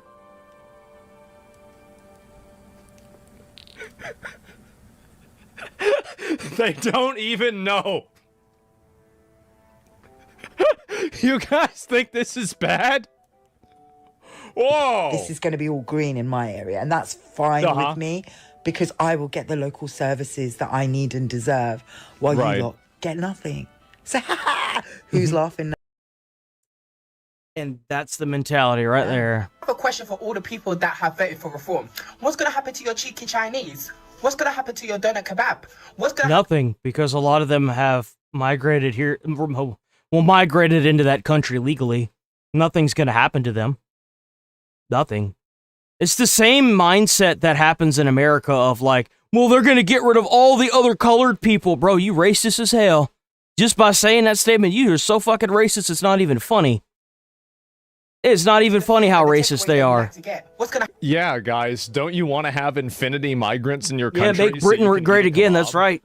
How about somebody can just figure out what the recipe is and make it while you're gone? Like, I mean, obviously, right? happen to that? Since you wanted to vote, I've got answer it. I love how it's nothing but British people too. You can hear it in the way they're talking. They all have an accent. Every single one of these people that are sitting here bitching and complaining have an accent of some sort. Like, why are people actually voting for reform? Did you learn nothing? They're not even immigrants. They're not illegals themselves, and yet they're speaking on someone else's behalf. It's crazy. It's literally the same shit here in America. Business. They don't care about the people. They don't care about you. Problems with this country aren't coming in boats. They're flying in private jets. Right. So we have somebody that might be a product of the boat saying that the problem isn't the boats. Right. They're sitting in the Houses of Parliament, but you ooga booga caveman brain bastards believe anything these politicians say blind. Are we gonna ooga booga them illegals right up out of the country? Yes, sir. Ooga booga all the way home. Without fact checking it yourself. Guys, genuinely, why are there people openly supporting racism? And she's talking about reform. Man.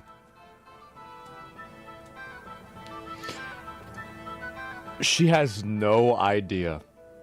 Well, how's it going, Magic Man? Has no idea at all. Now, why am I seeing bare people? Oh, it's mental health in the chain. How are there like even videos of school children saying vote reform? Are you even educated on what it's about? Like, why are you? See, this is actually like the way that they say this, I think is very revealing. That the idea is that you need to educate people and indoctrinate them into thinking that all of these ideologies are racist, and that if somebody calls you racist, you need to do whatever they say so that they don't call you that word. That's it. Like, when you're saying vote reform, do you know even what you're talking about? Like, I think they are do. you even educated? Because I think to me, they it looks do. like you don't know what you're talking about. You're encouraging people to vote reform, and they don't even know what they're doing. Guys, I think she's in denial. She's in denial. Obviously. She thinks that they don't know what they're voting for. reform supports people being deported back to their home country. It supports racism.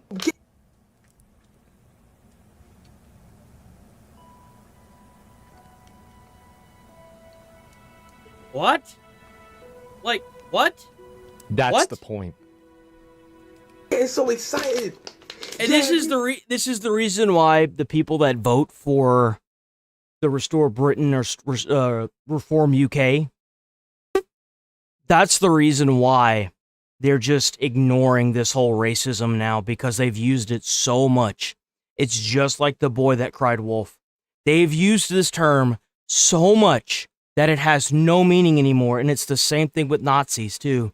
Same thing with fascists. It's lost all of its meaning. For what? What have you accomplished? Now you guys are gonna run out of words eventually. Like, what's next? Who's gonna win? No, it's a local election. Yeah, like look at the difference. Reform Britain is just decimating everything else. It's local. It's a local election. Do you understand? So that means that it's for the area. So the other side, they're not actually going to. Some of the things taken away from the LGBT community. Here we go. Reform UK has proposed several you know what? What is the Reform UK running on?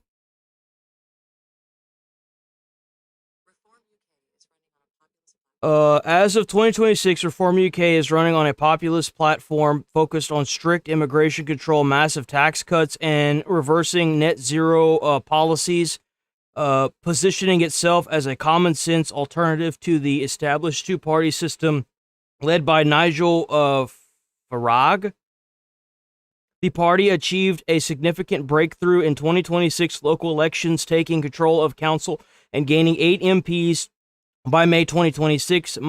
Key pillar of their platform includes immigration. Stopping the boats is the top priority, with plans to leave the European Conservation and on Human Rights ECHR and immigrant a freeze on non-essential immigration, economy and tax, pledge to make work pay by cutting taxes on workers and reducing the burden on families, aiming to tackle the cost of living crisis, energy and environment, opposition to net zero target, arguing they increase energy costs and damage industry, public service, proposing to cut NHS waiting lists, partly through tax relief for private healthcare providers, culture, a strong focus on opposing woke ideology and defending British culture identity.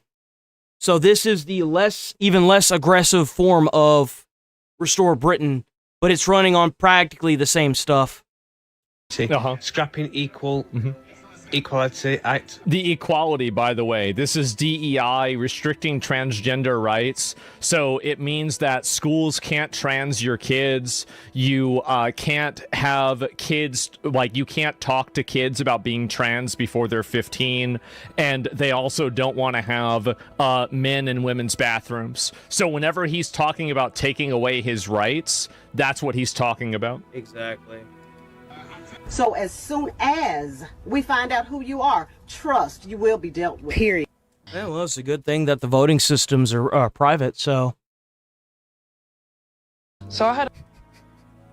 Okay. Maybe one day the continuous use of threats for votes might work, but there's been too many free people for way too long. It just doesn't work.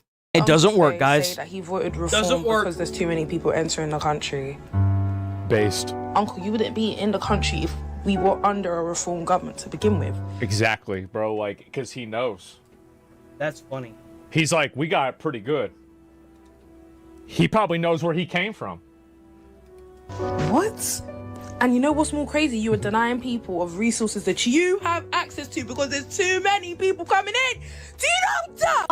There's so many of them. We gotta do something about this whole voting thing, bro. Like, we really do something about this. Ethnicity is British, Essex, and I'm white. What do you mean, reform of one for my area? That's right. That's right. Go get your handmaid. You know, show up to your local council building, and they're gonna give you your Handmaid's Tale outfit, and you're a slave now. You can't make TikToks anymore. That's right. It's a long time coming. Finally. We are officially cooked. The UK is cooked. Reform is winning. This country's a joke. You know what? I might go pack my bags and now I'll be real. Let me go. I love how all of them intrinsically know what's coming. They all know what's coming. That's why they're saying, well, we have to go back. Yeah, because you know what's going on. But these are some things that I don't think you should. Oh, good. Things reform voters. She looks familiar. Who the hell is she? Why does she look so familiar? I feel like I've seen this person before. Things reform voters should be able to do. Don't think you should. Shouldn't be able to do. This is, yeah, let's hear from her what we shouldn't be able to do. Be allowed to do if you vote reform. Get Indian food, get Chinese food, get any food that's not British food. Because I don't want to hear. Why are all of these people so obsessed about eating food? This is the strongest argument that, like, you can't get. So, like, it's so weird to me how much of the backlash in Britain, or like not even like the UK, is against reform Britain, or reform the UK, how much of it sounds the exact same in America. It sounds so similar in America. It is crazy to me. It's actually like, it's genuinely mind-blowing how the backlash, almost word for word, sounds the exact same. Almost as if they're doing it as an ad. I wonder, I've had to do some ads in my day on TikTok. And it's interesting that a lot of the wording is pretty evenly distributed through everybody, just worded differently. And it's mostly the same platform. I wonder. If you want immigration laws, you can't have like food from another country. Like, I mean, I wouldn't make any accusations or spread any misinformation or anything. About hating immigrants and shutting the borders, throwing up these flags, and then going and getting a Chinese. Oh, there's that word again. How are you doing? How's Why life? is How anyone you feeling? voting reform? I'm fat and shattered, Mandy. I'm fat and fucking shattered. We're all feeling fat and shattered. Hey everyone, I'm already crying. That's such a weird And also fucking meme. reform, I don't like that meme. I feel like this should just be, you know what this should be? Generally, it should feels be like their seeing how many people voted reform in England. Come on, play. If I knew that I was voting for this and this was the way that they felt, I feel like this should just be, you know what this should be? It should be their next commercial. I dream of times like this. Yes, it's finally happening. And also, reform won't deport people, unfortunately. They will. So what reform does, you have to think about it. You have to think big picture. They normalize that language, and then the next people take over, and then they do it even more. No, I don't think that they should cut it. I think that immigrants, illegals shouldn't be able to get it. 100%. They definitely should be allowed to get that. It should be for Americans. Americans deserve to get that, not illegals. So it's like you're not. But the unfortunate fact of the matter is that they may end up having to cut those systems simply because, like, what's going to happen if a Democrat gets into office as the president and they just undo everything that Trump did and then mass do it again? Well, you're going to have a massive problem to the point where the next time a Republican gets in, they're most likely going to shut all that stuff off. They're just going to turn it off. And that's the big, scary part about this whole thing. Solve the problem with one step, you will solve it with like it's kind of like a magnet doing this. When is it going to start doing this? You know? Like, when is it going to start doing that? Can you give me a sec? Alan. Is that you literally have... It's all the same. It's kind of weird because, like, it's all the same shit. It's the exact same wording and language they used whenever they were doing all this dumb shit in America, too. It's insane to me to think that that's just the thing. That it's not even any different whatsoever. It's so weird, man. It's so weird. This is, I think, very funny. Another right-wing civil war going on. Dan Blazarian is now fighting against Nick Fuentes again. And so I thought it was going to be over. They're accusing each other of being feds. It's, in my opinion, I think it's really funny. I think it's hilarious that this is going on. Let me see if I can show you guys. Put boots on the ground and go fucking kill Israelis. That would be a great day for me. I would fucking... What the fuck? Sign up on the fucking draft waiver wherever.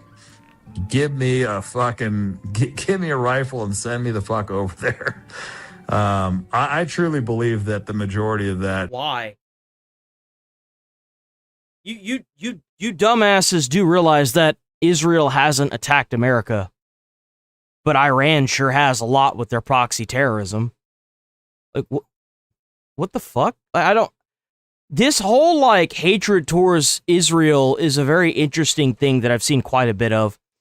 just because you agree with a bunch of terrorists from a foreign country that they don't like Israel doesn't mean that Iran is on your side, dumbass. They'd kill you way quicker. We know because they have. They've also captured and tortured United States soldiers. Like, this level of brainwashing where they try to turn Americans against Israel is just so fucking brain dead. I just don't understand how you could possibly be pulled into that like a dark hole, like a black hole. I just don't get it. How could you possibly come to, like, Israel hasn't done anything to America, but Iran has. I don't. How's this even a question? Like, you want us to attack our own allies for what? That'd be like if we helped, for example, if we helped, I don't know, the UK fight back the Nazis, and then the propaganda from the Nazi regime was like, well, fuck the UK, and then we attacked the UK. Like, how the fuck, like, what? How does this work? How do you come to this conclusion? Just because one side is saying that Israel is bad doesn't mean that you should just attack Israel. I don't understand that. Like, what? It doesn't make any fucking sense to me. It's so stupid. Perpetuating a genocide. They've been operating. And keep in mind the way that he's saying this. He's not saying it about, for example, the IDF or Benjamin Netanyahu or the Israeli government. Just because, like, you can hate Israel. Fine, I don't fucking care. But trying to kill Israelis, that doesn't make any fucking sense. It's just saying the Israeli people, they're all in on this. They all are collectively guilty. In apartheid, like, what the fuck? Suppressing these Palestinians. They're attacking their neighbors. They're operating like terrorists. They're fucking arrogant, ungrateful bastards. But I will try to catch the end. All right. If not, see you tomorrow. Stay safe. Have a beautiful day, darling. Have a good rest of your day if you don't catch me before I end her. Wiped off the fucking map. Jesus. We do not advocate for violence. We do not support violence, sympathize with violence. And this is where I draw a line with the left. Because it is true that a lot of these left-wing people, they actually do sympathize with these types of tactics. I saw, for example, one of these Palestinian kids. He's like a left-wing Palestinian guy. He went on Piers Morgan, and they were talking about the shooting in D.C., where some Muslims shot Jews leaving the embassy. Yeah. Oh, I remember that. And this Palestinian kid could not disavow the violence. He said, well, they're freedom fighters. And they say the same about him. Freedom fighters from who? How are you fighting for freedom if you're shooting up a church where a bunch of Jewish people are just leaving their religion, like the religious space? How is that a fight for fucking freedom? In America, in D.C., like, I did hear that right? With these types of tactics. I saw, for example, one of these Palestinian kids. He's like a left-wing Palestinian guy. He went on Piers Morgan, and they were talking about the shooting in D.C., where some Muslims shot Jews leaving the embassy. Yeah. Oh, I remember that. Oh, it wasn't. Okay, my bad. It was the embassy. My apologies. I thought it was a church. My bad. I don't know where I got church from. Could not disavow the violence. How is that fighting for freedom if you're just killing people? Like, what? I don't understand where this comes from. And they how do you get fighting for freedom by killing some people leaving an embassy? How do you make that connection? I just don't. The synapses aren't fired in that direction. I just say the same about Hamas. And I would say that I understand the political plight of the Palestinians, but as a Christian, I cannot condone, I cannot sanction, justify, or defend taking the life of innocent people, taking hostages, using those types of asymmetrical tactics, especially. This right here is Western culture. This right here is something else. That's what I'm trying to figure out. Where did this come from? It's kind of like a bunch of terrorists got the internet and tried to spread the terroristic propaganda online as much as they could. And he's like a beautiful little terrorist baby that came out of it.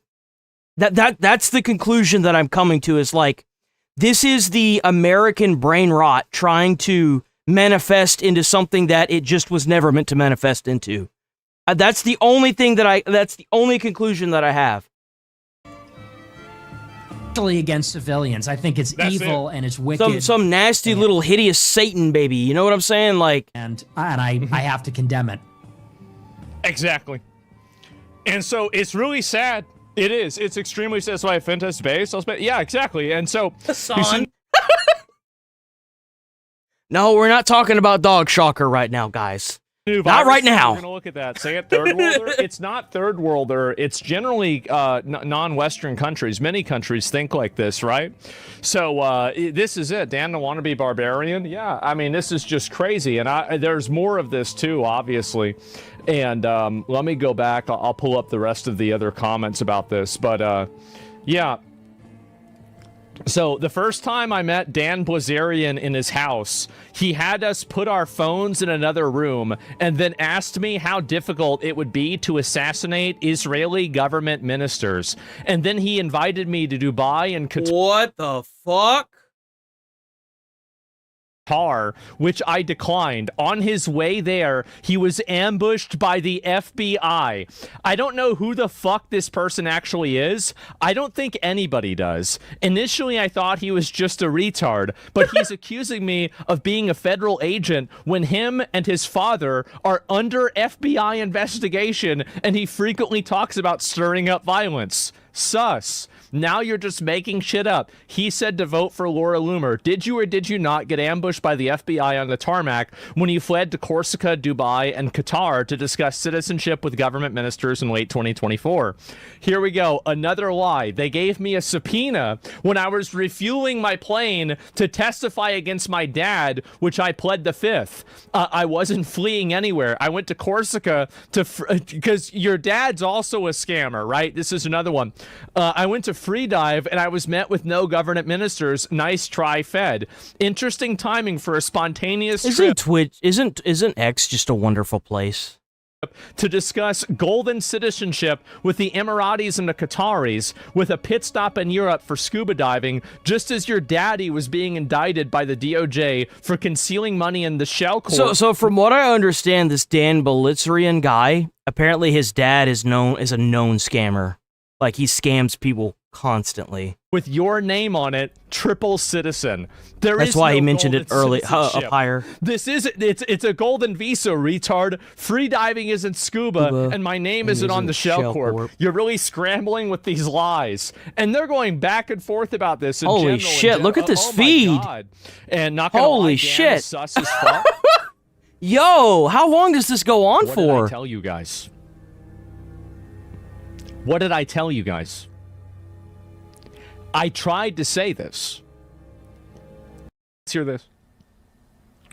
Let me go back and pull this up. Sorry, it's like it's lagging. I apologize.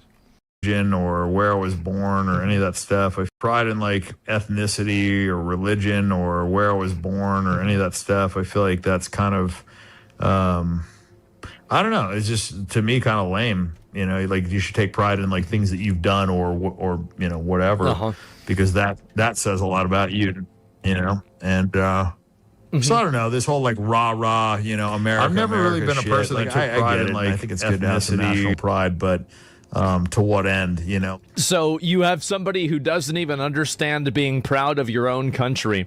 Court documents claim Dan Blazarian was part of an alleged extortion attempt in St. Kitts by his father, where it is alleged that Blazarian's father alluded to the possibility of the junior Blazarian carrying out the murder for his father. The junior holds citizenship in these two places, St. Kitts and Nevis. Court documents allege that financial felon Paul Blazarian, that's his dad, extorted and assaulted Kevin Horsewood over business assets while conspiring to murder a witness to the adult, allowing holy shit Blazarian to make off with the assets in a summary judgment. So it's just like, I mean, he's wrapped up in some icky, nasty shit. Holy, they're bandits, bro. They're bandits. Like, I don't know what this is. And also, look at this here. Finally vindicated. Asmongold was right. This is what I said about him even then. We already looked at that. Yeah, so Dan was linked by this. I don't really think. I need to get better at that. Dude, watch the show. I don't know what to tell you. not for nothing, but so many people crash out on them because I just won't even go one step out of my way to demonstrate that I like have any patience for what they have to say. That's the thing, is that I've kind of running out of patience myself when it comes to a lot of the off the wall comments that I get on a daily. I just kind of ignore them at this point. They're just not even. They're so frequent that it's just not even worth the time and effort. Because all they're really trying to do is bully people, and there's really not much else to that. I don't know okay, here we this go. is like actually something substantial or not. I feel like every single time that I hear that, it seems like to the U.S. peace proposal to end the war, giving their response to Pakistani mediators. Now, initial reports in Iranian state media indicate their response focuses on ending the war and ensuring security in the Strait of Hormuz. There is no mention. Saw this, did we? Did we already see this? I think we already saw that. Issues to be negotiated over the next... Iran has responded to President Trump's proposal to wind down the war, and President Trump has already shot them down, calling it totally unacceptable.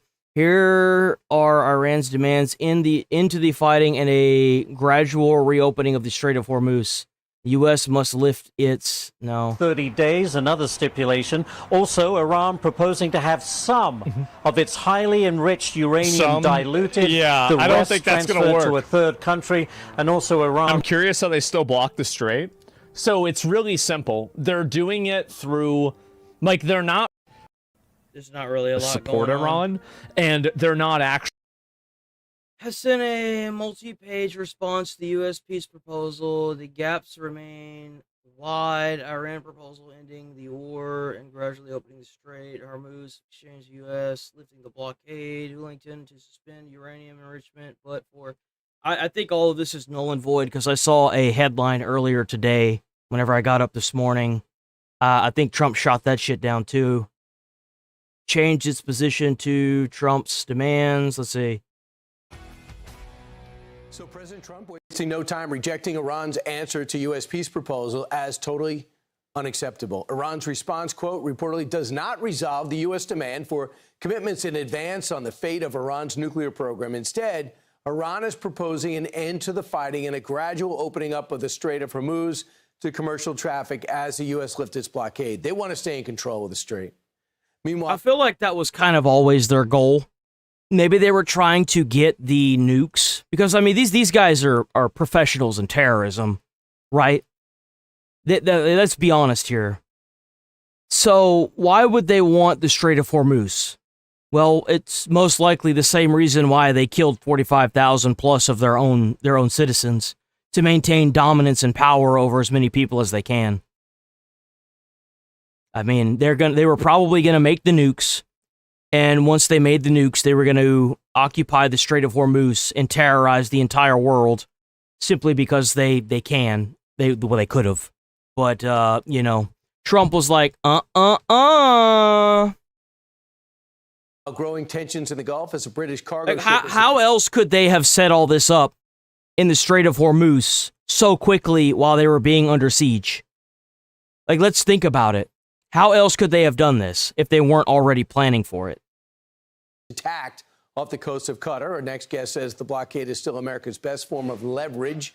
Former CENTCOM Communications Director, retired Army Colonel Joe Bacino joins us now. Colonel, you think the first line on your point of view is there is reason for optimism. Why do you say that? Because Iran's... Fauci? Yo, a $2 dono. Why did Dr. Fauci take a pardon?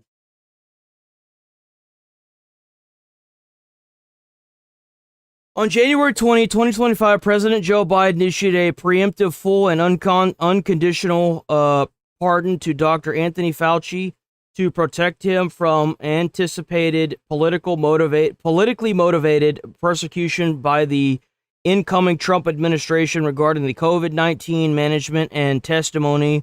Though Dr. Fauci maintained he committed no crimes, he accepted the pardon to shield himself and his family from the intolerable distress of potential legal action. So that's why he took it. I'm sure they found something. I'm sure. Changed its position, Brian, and it's changed its position towards Trump's demand. So Trump, his demand all along has been. I don't think that Fauci understands how much trouble he stirred up with that vaccine, dude. I think he probably should be in jail as well. They rolled those vaccines out way too quick. Way too quick. He's been consistent. All of the Iranian stockpile has to be shipped out of the country. Originally, Iran rejected that completely. They said, we will dilute some of the Iranian stockpile. We're not going to ship anything out. If you're new here, I haven't said this all morning. If you're new here, please sub to the channel, hit like on the stream. I'm here every single day, 8 a.m. to 11:30 a.m. Central Time, live. And I also upload 4 videos a day, 4 shorts a day, so please go and hype those videos. Please, hyping the videos helps get more people to join the cause. You know what I'm saying? So please hit the hype. Please like the videos. Leave comments, too. If you leave comments, that also helps the video get more views. They agreed like the comments to there. Ship some, but not comment all to a comment. Of it out. So they've softened, they've moved towards Trump's position there, and that is really critical for Iran. I think that's a bit excessive, saying that somebody made the virus. Critical moment. I do think they know where it came from.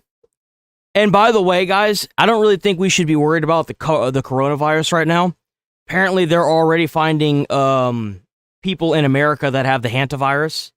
Now, I will say that the aggressiveness of this virus is really bad. You have I think it's like a 49%?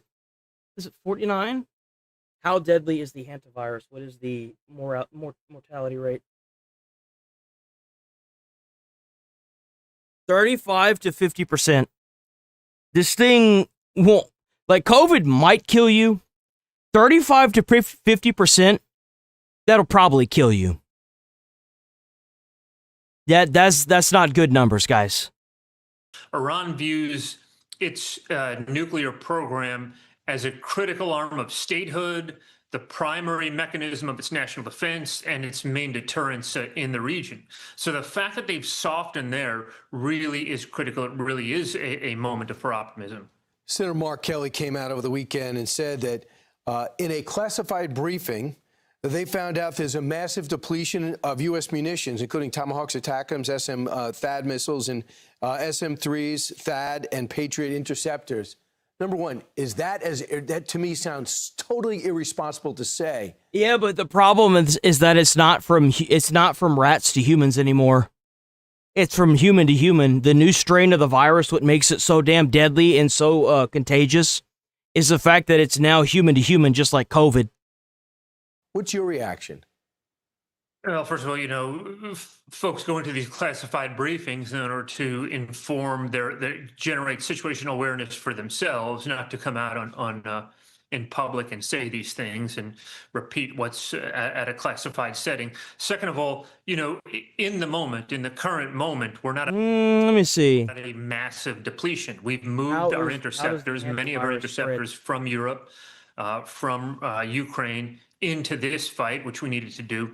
More broadly, we are in an arms race with China in terms of things like the SM-1 and SM-3 interceptors, ballistic missiles, and even more important than that, these attritable drones that'll break. It says that you need very close, prolonged, or direct physical contact with an infected person's bodily fluids, such as saliva or respiratory secretions, rather than usual interactions. So it's kind of shitty. Kind of shitty how easily it is to catch that fucker. Need to return to us. So, that's a longer term arms race that we need to build up. We need to really invest. And Secretary Hegseth has invested over the coming, 6 months to 3 years. What would you do next now? What would be the next thing you would do, Colonel? Because the president's not going to, I don't think he's going to do is restart the attacks while in China. But what do you come back with this? Obviously, the president said this is, quote, totally unacceptable. So what's next? Well, look, I think what President Trump is doing is exercising tactical and operational patience. And that's what he needs to do. I think that's what we need to do. You know, he is the first president here to try to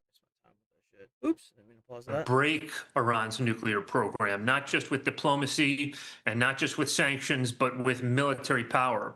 So we're layering these multiple levels of pressure on top of one another. We've got diplomatic pressure, we've got economic pressure with the blockade, which is starving Iran out, and we're prepared to resume the military pressure at any time. I anticipate at some point we will resume the bombing here in some kind of Operation Epic Fury 2. And I think that's really, layering those three types of pressure on top of one another. You reach a break. How many? It's been like, what, at least 2 weeks of we're going to have an answer about what's going on. National security issues. GOP lawmaker sounds off the hell is this?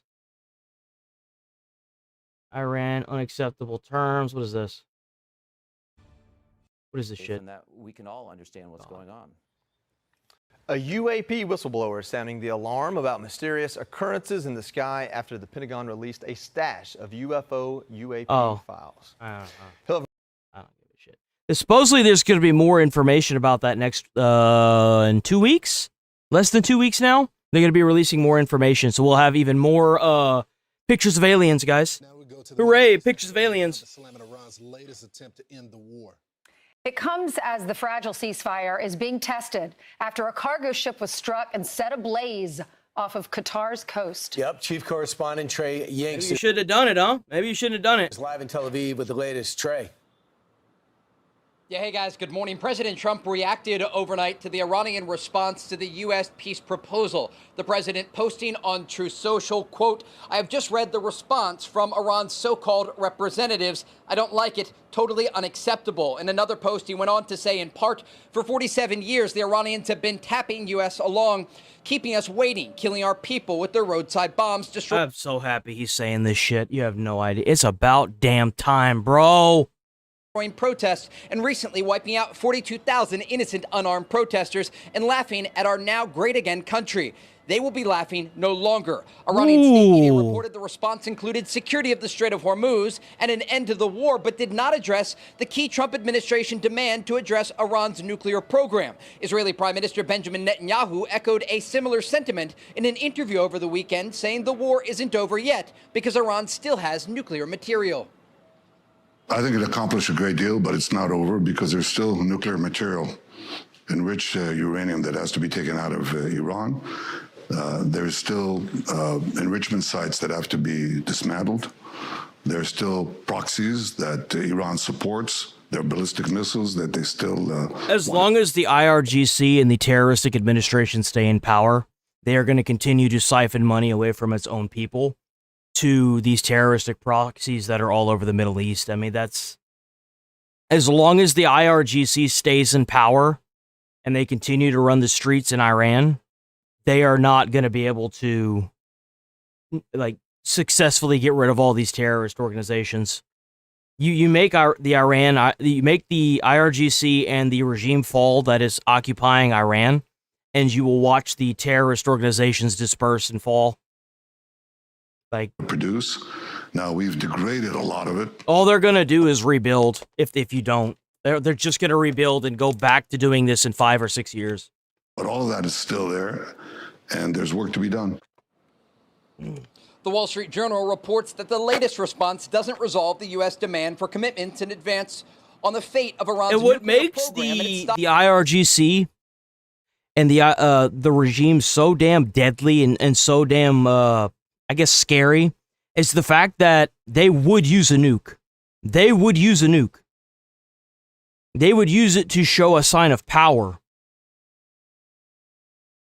Stockpile of highly enriched uranium. Nuclear issues would be negotiated over the next 30 days, they said. Iran proposes to have some of its highly enriched uranium diluted and the rest transferred to a third country, the people said. Now, Reuters reports that a spokesperson for the Iranian Foreign Ministry claimed the response was not excessive and that the United States continues to have unreasonable demands.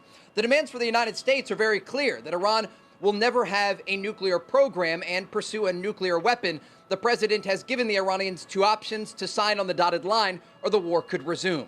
Guys? Trey, is the president to believe, does he know who he's dealing with? Is he dealing with the foreign minister and speaker, or is he dealing with the IRGC? Because this latest proposal is a huge step back. I mean, they're not going to turn over their nuclear 1,000 pounds. Well, they're not going to, because Trump's trying to make a deal with terrorists.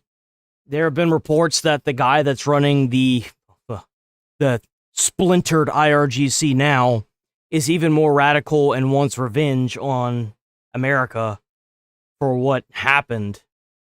I mean, you're not going to make a deal with that guy. I mean, even if you do, you think he's just going to follow that the second that Trump's out of power? No.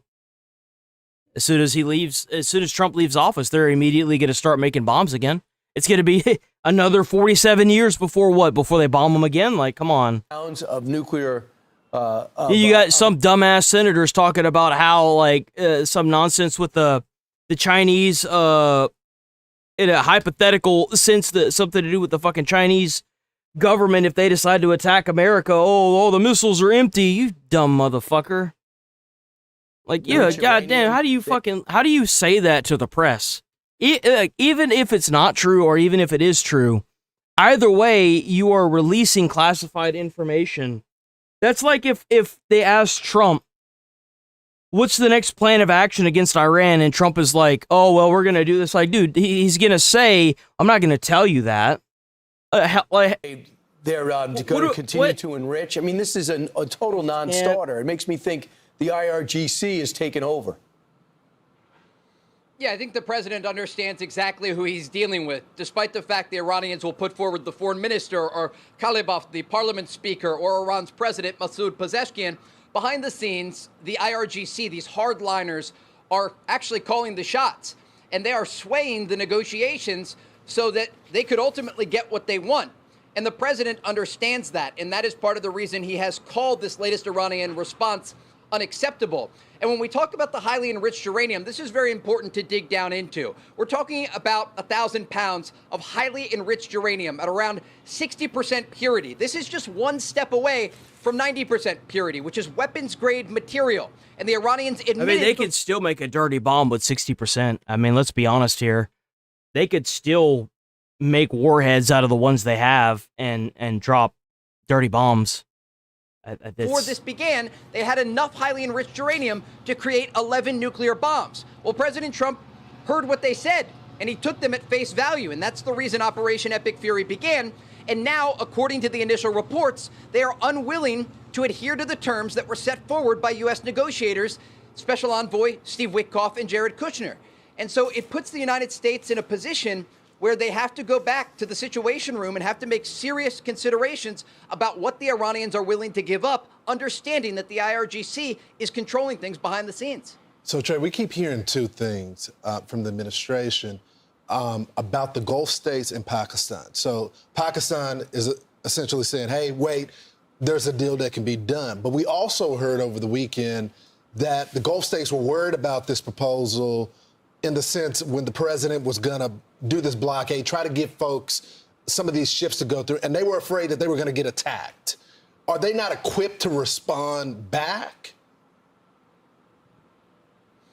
These Gulf states are very concerned because they really are the front line in this broader war against Iran, understanding that while the Iranians have a limited supply of long-range ballistic missiles that they fired at Israel, for example, and even countries like Turkey, the shorter-range cruise missiles and the drones that they can launch from their coast in these cities like Bandar Abbas or even close to Qasem Island, it is a major threat to countries like the UAE, Kuwait, Bahrain, Qatar, and others.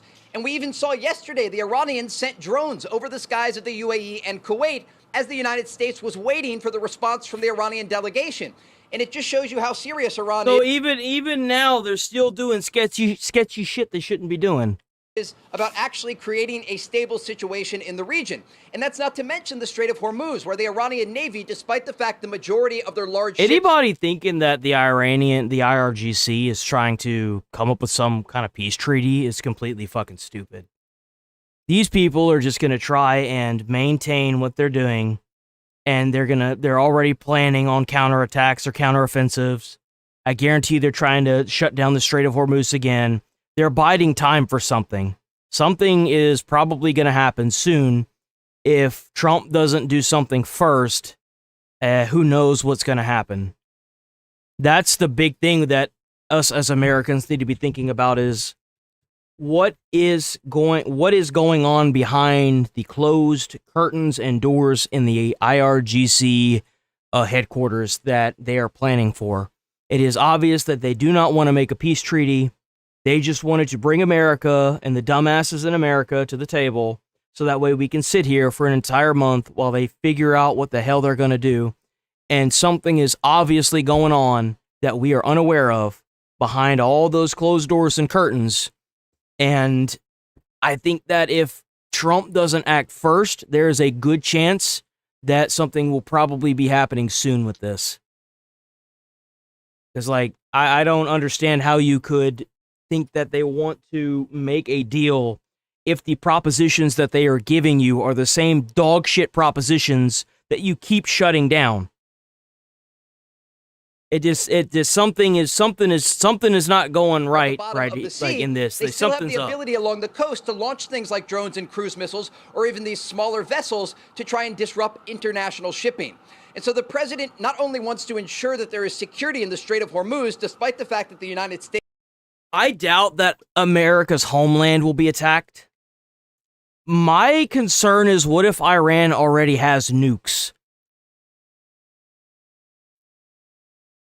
Because, like, why else would Trump not force open the Strait of Hormuz?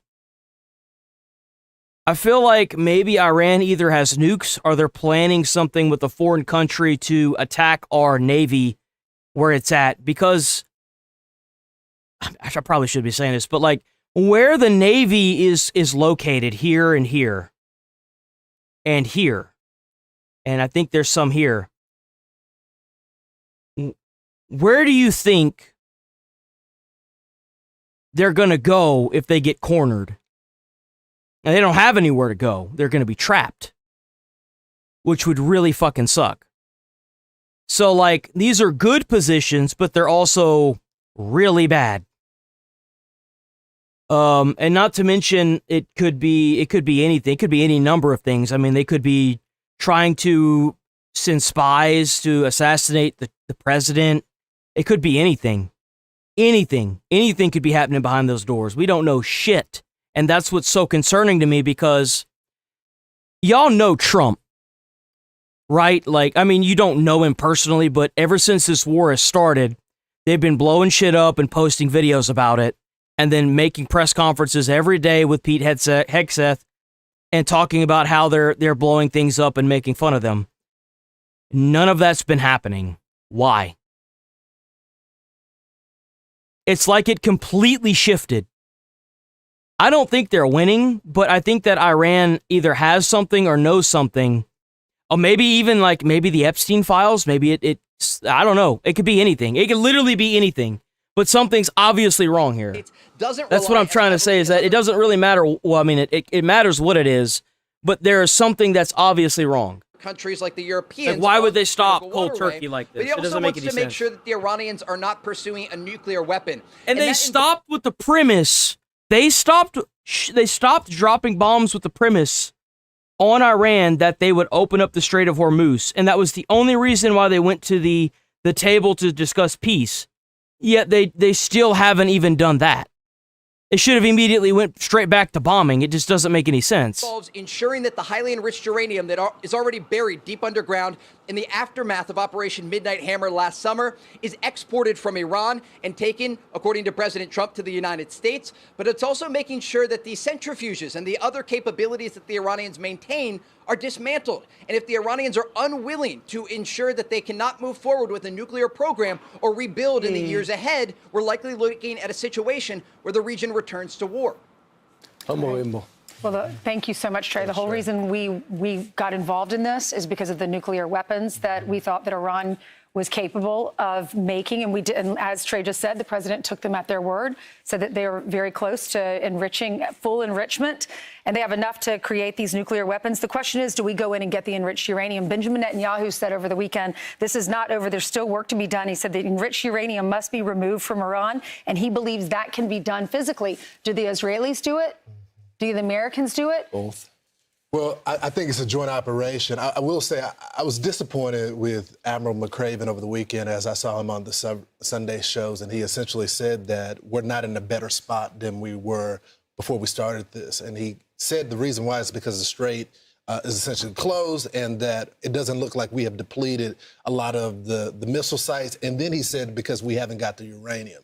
There is no doubt in my mind, taking out the Ayatollah, a lot of their leadership has put us in a better position. Are we on the 5-yard line? Of course, but the president had to take this action. But I would say the most disappointing... Yeah, like, at the end of the day, I'm not mad that this is happening. I'm actually I'm happy that they are putting the people like the people like the Ayatollah in his place where he belongs. But at the end of the day, why is this being dragged along? That's my real concern. Why is this like it's almost like you got a flat tire in a race, you know? You were going 60 and now you're going 5. Why is that? With Senator Mark Kelly. Why is the driver slowing down? Because it's not the wartime efforts.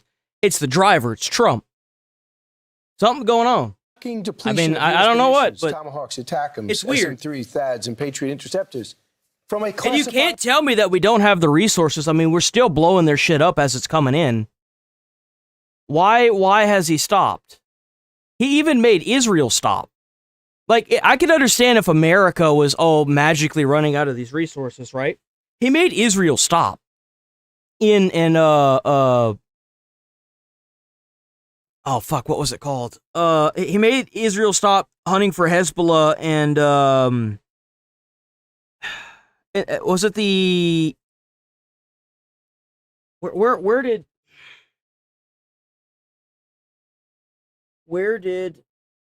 Trump tell Israel to stop hunting for the, Hezbollah terrorists?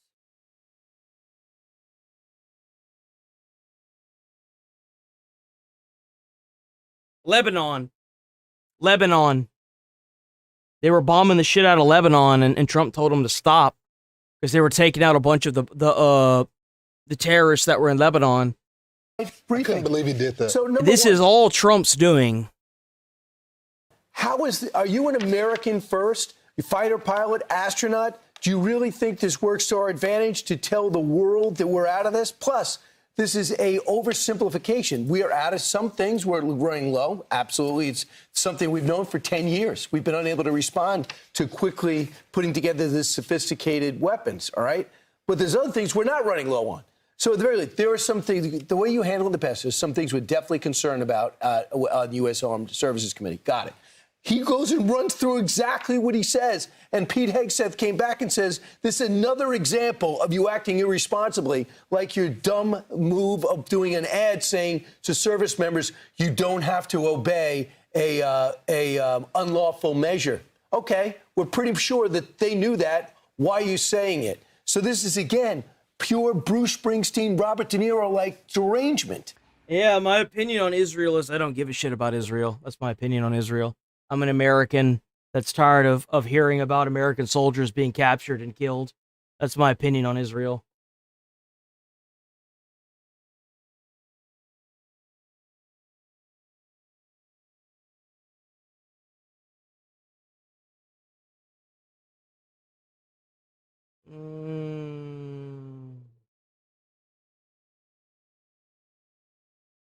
Trans-Indian academic elected as Scotland's first open trans... You know what? We'll save this for tomorrow.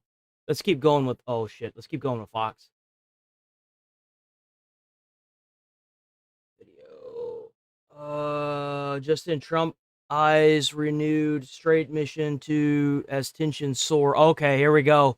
Oh, it looks like all that talk of peace is coming to an end, huh? President Trump just spoke to Fox News' John Roberts a moment ago. He says he is now considering renewing Project Freedom, but he says this time around, the U.S. guiding ships through the Strait of Hormuz would be just one small piece of what would be a larger military operation. When it comes to peace negotiations, the president tells Fox the regime... By the way, if y'all are new here, please sub to the channel, hit like on the stream. I'm here every single day, 8 a.m. to noon. Every day, 8 a.m. to 11:30 a.m. Central Time. So, quote, I'm live every day. To fold. Joining us now is senior correspondent Benjamin Hall. He's host of the new Fox Nation special. Hope starts here. Murdoch Children's, what he calls the nuclear dust at its facilities because it's buried so deep that Iran wouldn't even be able to access it. So there's the answer to that question about whether it can remain or not. What do you think? Yeah, it's really interesting because what Iran has done, not only on this occasion, but going back over the years, is it likes to really drag out negotiations. And when it tells President Trump that to get the nuclear dust, you have to come into Iran, you've got to dig deep, I mean, that's bought them months and months before they can solve the nuclear issue. And so I think President Trump has been very clear that if the Iranians just keep finding ways to prolong and extend the negotiation, then that's not going to work either. Instead, what he said is that he's got all... Maybe that's what they're doing. They're trying to prolong it so they can dig that dust out and start enriching it again. Options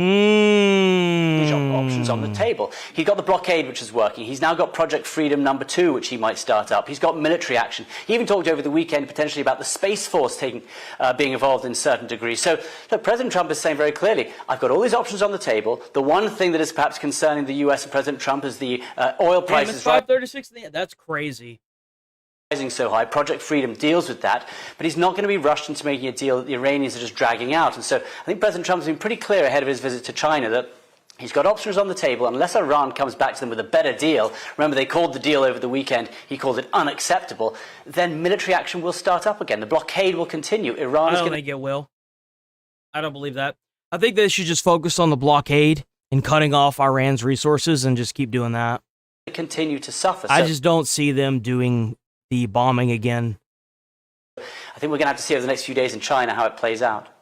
I want them to, but I don't see them doing it. The president in the media asking him over and over, how long? What's the deadline? How much more time are you going to give? Yeah, that's another thing that I've noticed. Instead of giving a deadline on when they're going to start dropping bombs again, well, why hasn't he done that at all? He hasn't done that a single day.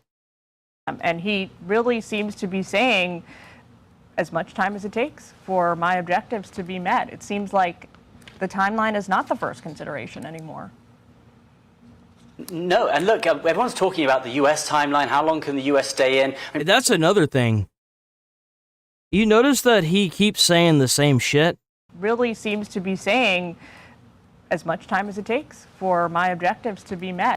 What are his objectives? Because they said that everything that the objectives of Roar of the Lion and Epic Fury have been met. What are your objectives? I mean, if you're gonna do something to take resources, that's fine. Just be transparent about it. I mean, that's honestly my opinion. Now, they were a bunch of scumbags, and people like the Ayatollah got what was coming to them, right? But why continue to maintain a facade if you've been transparent up until now? That's what I'm not getting. That's what's really concerning to me. Like, I am absolutely pro-American. If we have to neutralize an entire, country just to get resources because we're running out, I mean... it is what it is. But when it comes to not being transparent about it, that's where you should really be concerned. Is this another 20-year war? Is this because maybe they've got dirt on Trump? Is it because we're out of, missiles? I know that we're low, but that doesn't mean we're out. And, their definition of low, I mean...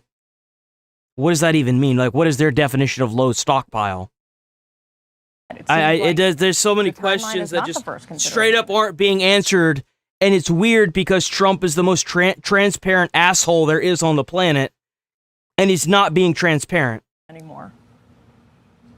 No, and look, everyone's talking about the U.S. timeline. How long can the U.S. stay in? I mean, President Trump just said over the weekend maybe 2 more weeks, 2 more weeks, where the Israelis and the U.S. had specific sites, specific leaders they thought could be taken out. But the Iranians are the ones really struggling. They can no longer pump their oil for much longer. You're already seeing around Karg Island. Well, I know they have ICBMs, but those aren't like nuclear warheads. Those are just warheads, which still do a lot of damage, and they have launched them at Israel. They have.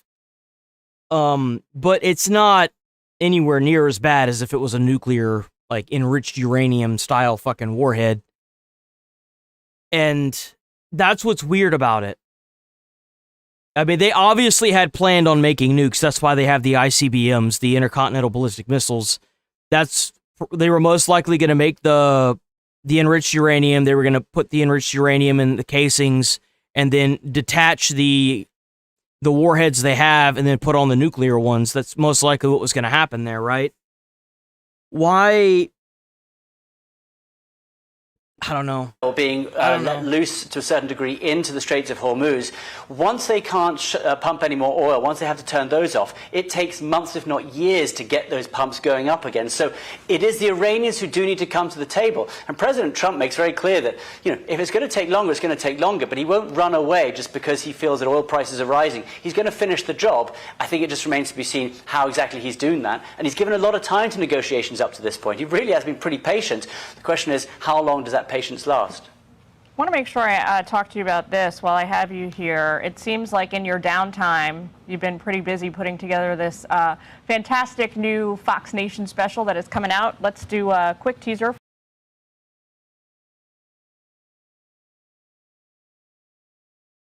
Ain't nobody doing the Palestine and Israel war. Actually, you know what? I'll let chat decide.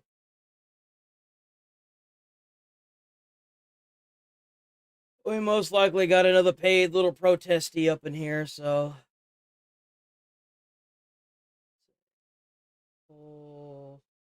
I'll let chat decide. I haven't given chat any food today. Man, it's just been like a really bad day for the people that are getting in chat nowadays. that are like trying to just do some weird stuff. Where did that guy go? First time chatter, yeah, dude. We all know that you're some kind of weird protester. I believe that if we weren't allies with Israel, we'd have saved over 23 million tax dollars, over millions of people globally, thousands of Americans would still be alive. What are you even talking about, man? Whatever you say, man.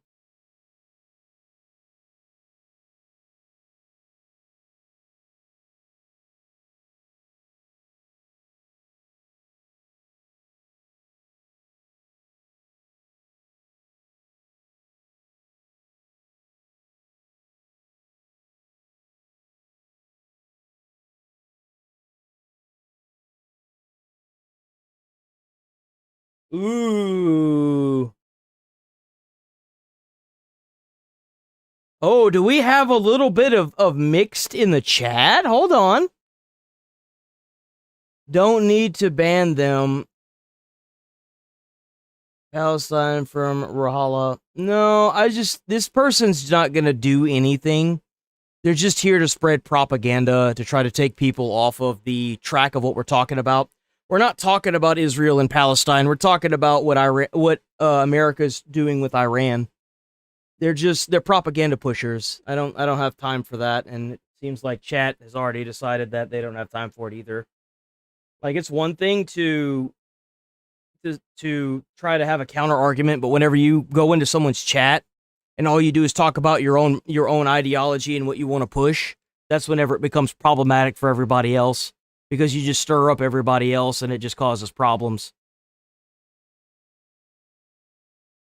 Like, if it's like just a random like touch base with it, but whenever you start with that and you only talk about that, no matter what topic you're talking about, that's when it becomes very problematic. It's just an annoyance. It's a nuisance. Consistent theme among all of the canned families. They are not sitting at home feeling sorry for themselves.Ey're out there living, giving their children the best lives possible. It's really tough. And y'all have to realize that this isn't just this is everywhere. They are trying to avert the eyes of Americans because if they can shift the viewpoints of Americans, like Western culture and Americans are what fuel the entire world. If they can get more people to go against a cause or go for a cause, then it will shift the narrative of the entire world. And that's why they're doing this. It has nothing to do with, it's like for example, the Epstein files. The Democrats cried and bitched and moaned and complained for the Epstein files for months. For months they did it. And now that the Epstein files are out, they've gone back to Palestine and Israel. And it's like, Palestine and Israel, they're not at war anymore, and America's helping build up the Gaza Strip. Like, what more do you want? We're not leaving Israel. I don't think they should have any power over our politics, obviously. But the thing is that that's not my decision. They haven't put anything like that up to a vote for the American people. There's nothing I can do about it. Like, that's just how it is. Like, I'm sorry, but if you don't like Japan and we're allies with Japan, we can't just go based on what random people are saying. It doesn't work like that. I don't know if they understand that, but Raising a child with CAND, but she's happy and she's taught us life is positive. Yeah, she's very loving and caring and always gives you a big koala hug. And their visit to MCRI left them with one unmistakable feeling. There is some light at the end of the tunnel. We just have to stay positive. There is hope. What's your favorite part of this Fox Nation special? This was one of probably the most rewarding things I've worked on. You know, there is this very rare degenerative disease called KIF1A. Only 600 to 700 children around the world have it. And, you know, it's pretty awful. I mean, the children start to lose their focus, their eyesight, their movement, their speech, and their lifespan is not long. And this documentary follows these families who are trying to find a cure, because there is no cure at the moment, and it's trying to find a cure for it. But what is most amazing is the bravery of these children, the courage of these parents who have had to put everything to one side to try and help their children. And I know it's a really horrible disease. I don't know what this is. This is something else. I don't know what that is.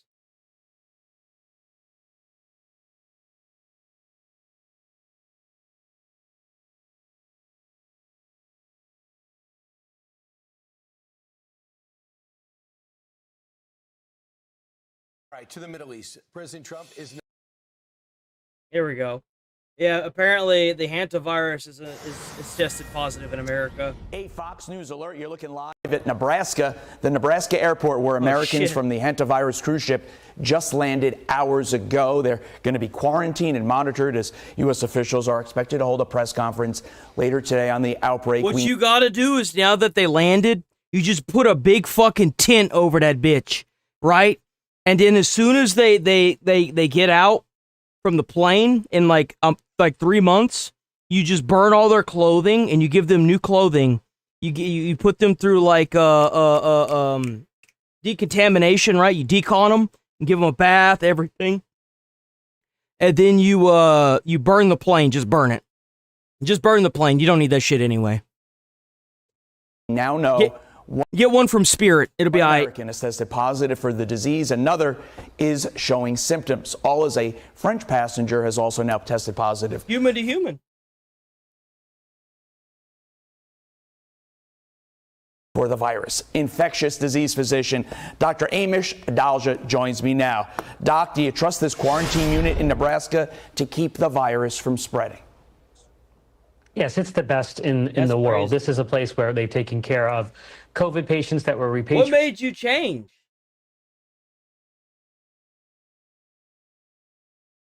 Created after the Diamond Princess. This is a place where there's a biocontainment unit nearby that took care of it.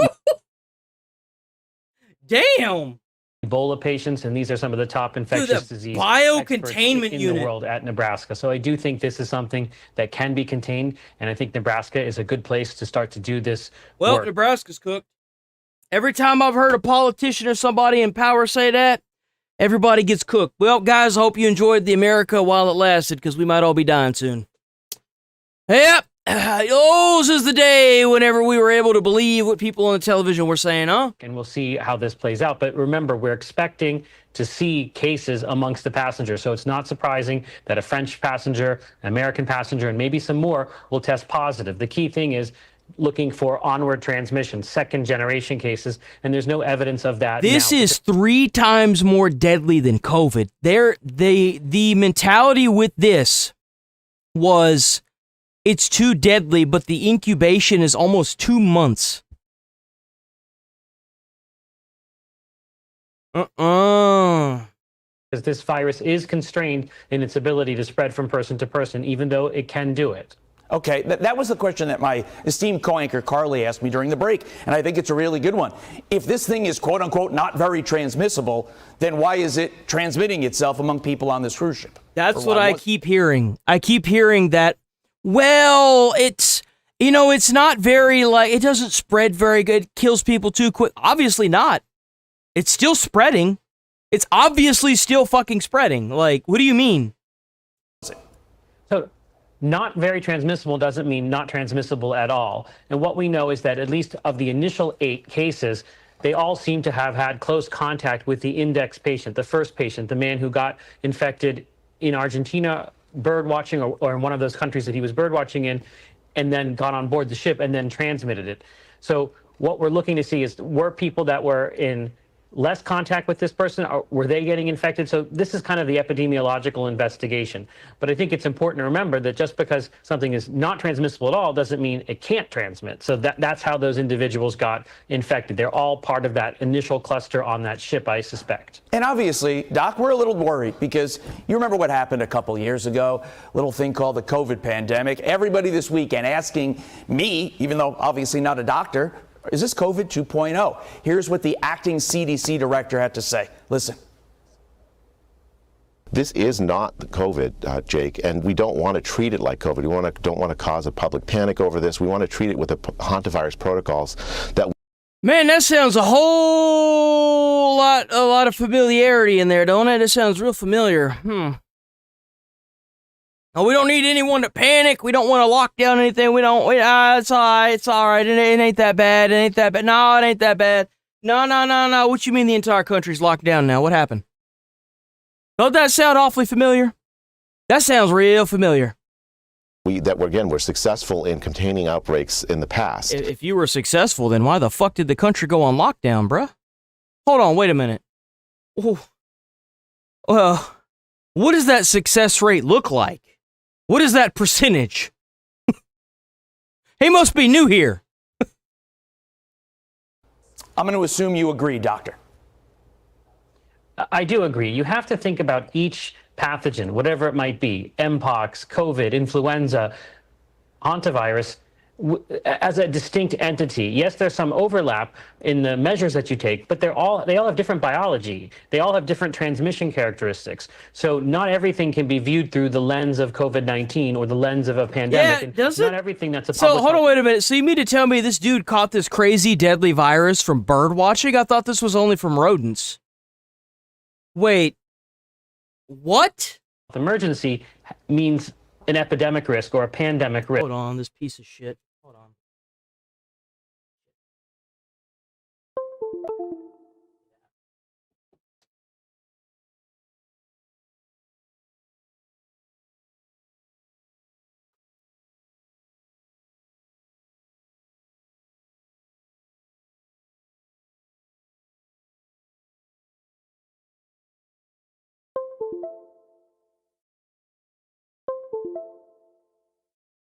There we go. Let me see.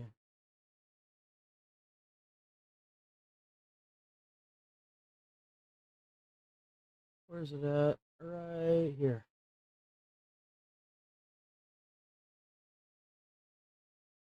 There we go. We back. Okay, I had to change out the battery to this camera. It's plugged into the desktop, but for whatever reason. The danger is that COVID-19, for good reason, conditions how people look at things. But when you look at it from an infectious disease or an epidemiological perspective, you've got to... Which completely failed us during COVID, mind you. Completely fucking failed us during COVID. So let's use the past, of being able to contain stuff and you know, have we ever had a successful containment of anything? Like, hold on, wait a minute. Have we ever succeeded in this? These are different things. One virus is very distinct from another virus. They're all not the same, and it's not all interchangeable what the playbook is. Beyond this outbreak, Doctor, I want to focus on the hantavirus, not the Andes variant, but the general hantavirus that you can get from the waste products of a rodent. A lot of us are in spring cleaning mode right now. A lot of us are cleaning up rat waste, mice waste. Is there a concern that in the cleaning process we could aerosolize this and infect ourselves? Is that something that you warn your patients about? Definitely. This is exactly how most people in the United States get hantavirus. They're cleaning out an old... That's where you're wrong. The issue with this hantavirus that people aren't understanding is that this is the first strain of human to human contagion. It mutated. It's no longer rodent to human. There is a human to human contact now, I mean, we read it out, the list of shit that it's human to human now. It's no longer rodent to human. It's human to human. That's what is so terrifying about this. It's not the same. This is a new strain of the hantavirus. Shed, they're cleaning out an attic, a basement, and they're using a broom, and they aerosolize some Not to mention that it incubates for almost 2 months, and it has a rate of 30 to 50% death, which is fucking crazy. Those rodent droppings, and they inhale them. Indeed, that might be what happened to Gene Hackman's wife when she was infected with the fatal case in New Mexico. And this is where, like, the 20 cases that occur every year, that's largely how they happen. It's these types of exposures that occur, primarily in the southwest of the United States, but hantaviruses are in other parts of the country as well. So that's an important countermeasure to take, is if you're cleaning something out and you think there's rodent waste there, you should probably wear a mask when you do that so you don't aerosolize it. And I've said that for a long, long time when people ask me about hantavirus. They're still rare in the United States, but that's how those cases occur. Such an important segment in all aspects. Doctor, we appreciate you getting up this morning because I know a lot of people. Yeah, that's crazy. Not happy with Iran's latest attempt to end the war, slamming the regime for their decades of deception. So it comes as the fragile ceasefire is being tested after a cargo ship was struck and set ablaze off of Qatar's coast. Lucas Tomlinson is live in Dubai with the very latest for us. Hey, Lucas. Good morning, Ainsley. In addition to that cargo ship being attacked yesterday here in the Emirates, the UAE was attacked for the 4th time in the past week after Iran launched a pair of drones. So what? They're like not attacking America and Israel anymore, so they're just attacking the UAE for whatever reason? Why? That's so random. It's so random. Well, actually, no, because from what I understand, Iran attacked the UAE first, and then the UAE retaliated. Here, the defense ministry. They just can't play nice with anybody over there, can they? Were shot down. And you mentioned President Trump said he was waiting for Iran to deliver its response to his efforts to end the war. He was not happy. Here's what the president posted on social media after receiving Iran's message. He said, quote, "I have just read the response from Iran's so-called representatives. I don't like it. Totally unacceptable. Thank you for your attention to this matter." And Iran's state broadcaster posting details of its response, which President Trump called unacceptable. Quote, "The necessity for the U.S. to pay war damages to Iran, recognition of Iran's sovereignty over the Strait of Hormuz, end of U.S. sanctions, and the release of Iran's blocked assets by the U.S." All those terms likely non-starters with the White House, which is why we heard that response from President Trump. Now, for the first time in 5 days, that commercial vessel was attacked by Iran. This time, it's a U.S.-owned cargo ship off the coast of Qatar after a Qatari LNG carrier made it through the strait for the first time since the war began. And over 1,500 ships remain stranded behind me in the Persian Gulf, including oil tankers and cargo ships filled with fertilizer. About 130 ships normally transit the Strait of Hormuz each day. Today, just a handful. Opening the strait and getting Iran to scrap its nuclear program and hand over its enriched uranium remain unresolved. Israeli Prime Minister Benjamin Netanyahu says more work needs to be done. I think it accomplished a great deal, but it's not over because there's still nuclear material, enriched uranium that has to be taken out of Iran. There's still enrichment sites that In the eastern Mediterranean, and this comes after the French sent its only aircraft carrier, the Charles de Gaulle, through the Suez Canal recently. She's in the Red Sea at the moment, so this is some added firepower to potentially help open the Strait of Hormuz and get some of those stranded ships through the Strait of Hormuz, guys. So, Lucas, could you tell me the mood there in the UAE? Are they worried about this? Are they concerned about how their pipeline was hit last week and what else they could do? Because they do have an Air Force. And a lot of people are wondering, at some point, are they going to get involved? That's right. And recall when supposedly the British Royal Navy is sending over somebody. And then there was another one, right, that are on their way to the strait. Took them long enough, I guess. I mean, I'm sure those boats are totally not going to break down midway, right? Surely. Struck those targets inside Iran. The first time the U.S. had launched a counterattack against Iran since the ceasefire began. There's some rumors out there that the Emiratis had participated. Officials say they did not. But a lot of people I've spoken to here, Brian, over the weekend are a bit irked. They're a little fired up. Some are, frankly, just scared. They don't want to see a return to the war. They want things to get back to normal. They want people in hotels. They want business to return. They want life to return to normal. Remember, last week when those attacks were taking place, all the children had to go back to in-person learning at home, virtual learning. All right, Lucas, thanks. Thank you, Lucas. I know everybody wants to get back to, regular scheduled programming, but it doesn't look like this war is ending anytime soon. Yeah, and it was the war that caused the president to delay his trip to China. Remember, he was supposed to go in March. So President Trump is set now to travel to China this week to meet with... We covered the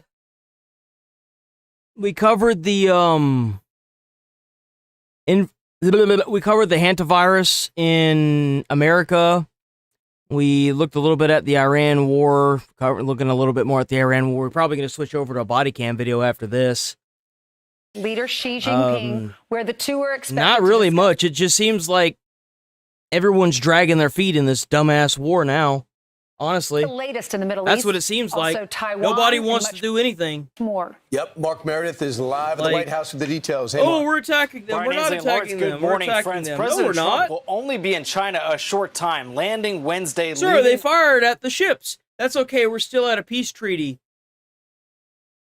On Friday. But in that short period of time, the White House is hoping to show a lot of progress on a number of different fronts, as Democrats claim the president's strategy on Iran is not only backfiring, but costly. President Trump is going into this meeting terribly weakened. He has involved ourselves in a conflict with Iran. There's a stalemate now. The Iranians are holding 20% of the world's oil at risk. I love how these sorry sons of bitches love to preach like they give a flying fuck about Americans. I love it. Don't you just love it, guys? Oh, but all the money, how much money have we spent trying to make sure, how much money over the years have we, as Americans, used to maintain Iran not having any nuclear systems?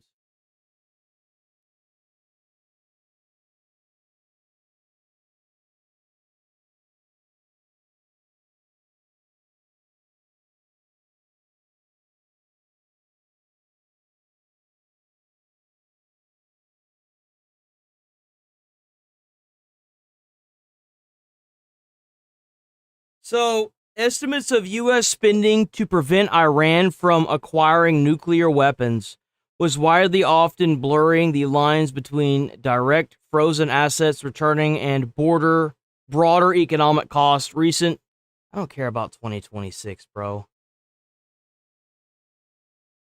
Oh, hold on, wait. Assets return and broader economic costs. Recent 2026 report suggests costs including $1.7 billion in returned interest-bearing pre-1979. No, that's not.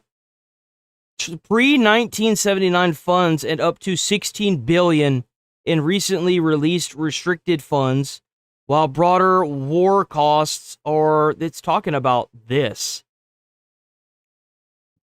And trust fund part. What is this dog shit? This isn't even what I asked for. This is nothing. This is garbage. Pre-2026. It's trash. So it says here, as of States has spent tens of billions of dollars on military operations known as Operation. I don't care about Operation Epic Fury. Operation Epic. No, you know what? Here. How much money did the U.S. spend to keep Iran from making nukes and enriching uranium pre-2020?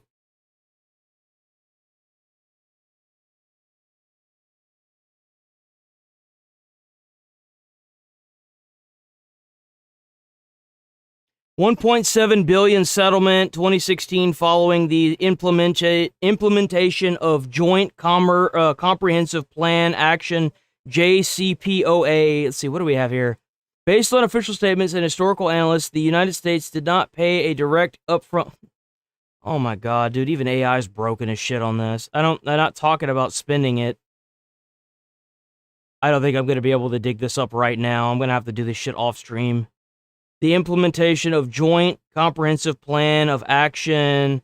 The U.S. paid Iran $1.7 billion, which is consisted of $400 million in principal from pre-1979 foreign military sales trust funds and $1.3 billion in accrued interest.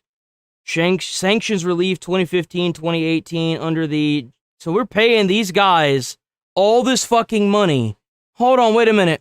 We paying these people all this fucking money, and their fucking place is a shithole? 1.7 bill? Are you fucking kidding me? And that was back in what, 2016?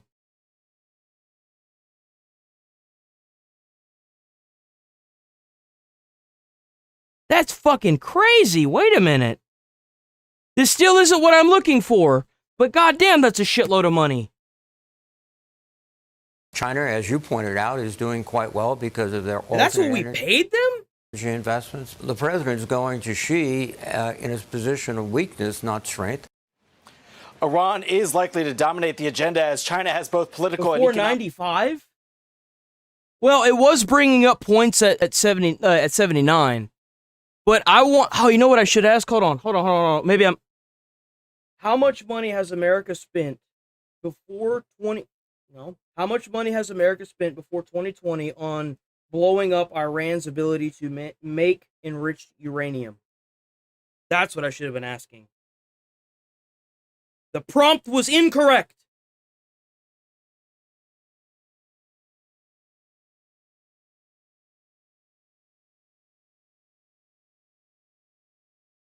So, based on available reports and analysts regarding U.S.-led sabotage efforts, the United States and Israel spent an estimated hundreds of millions to over $1 billion in covert operations to directly sabotage and disrupt Iran's uranium enrichment capabilities before 2020.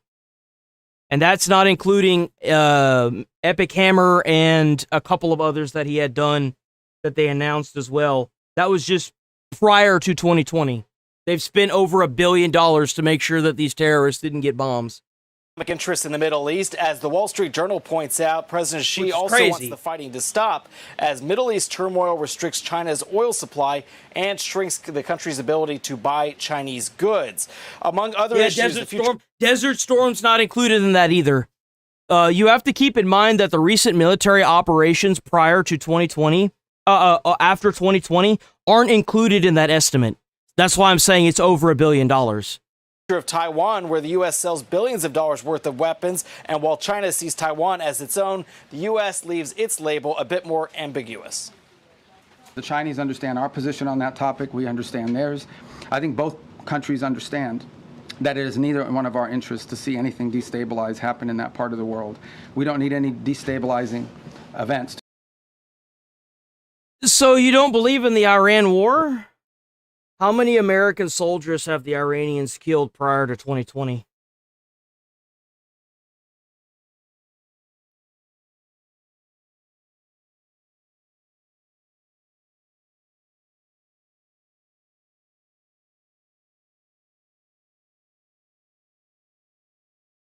and proxy terrorism.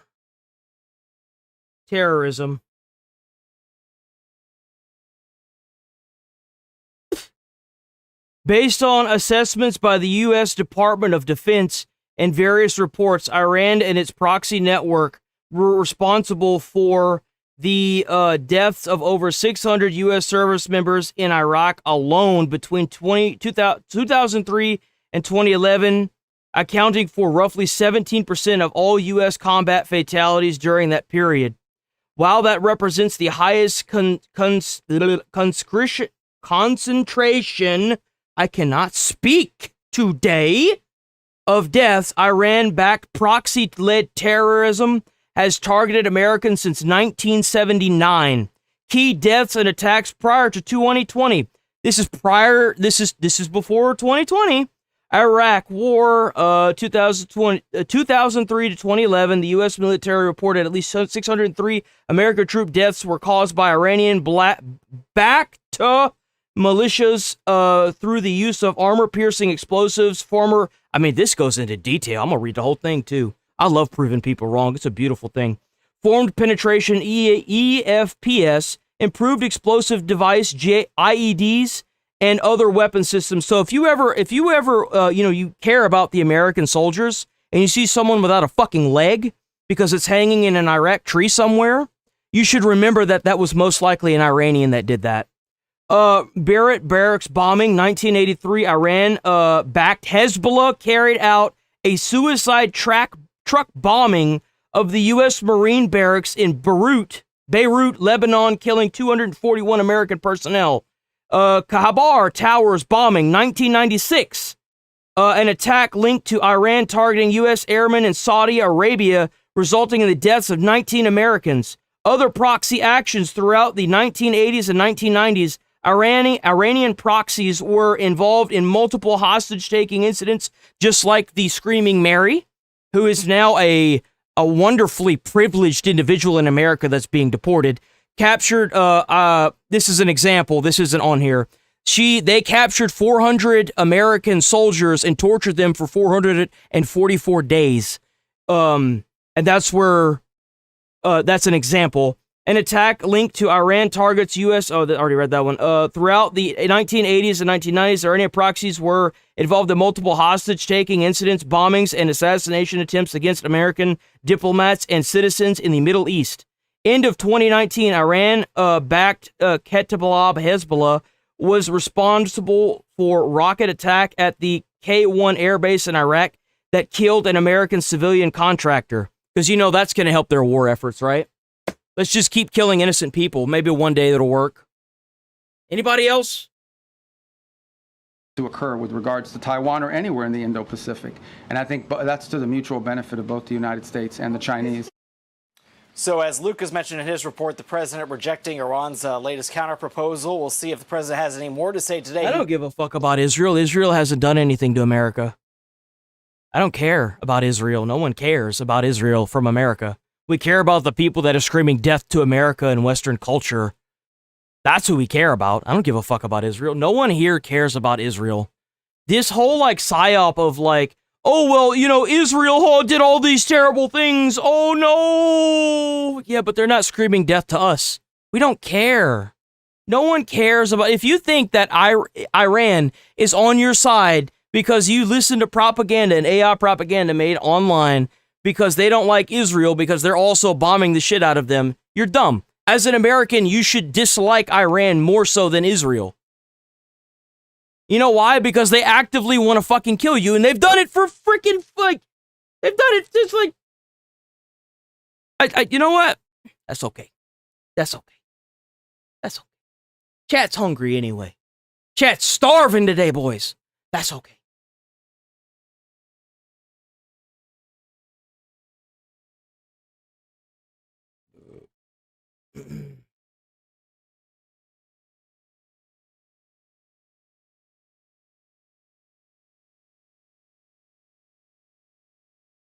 Actually, you know what? Hold on. That's it. Yeah, no. Just get out of here. You're just a joke. Yeah, all you've got is one comment. Why do you think they are screaming? Why do you think they are screaming? That is stupid.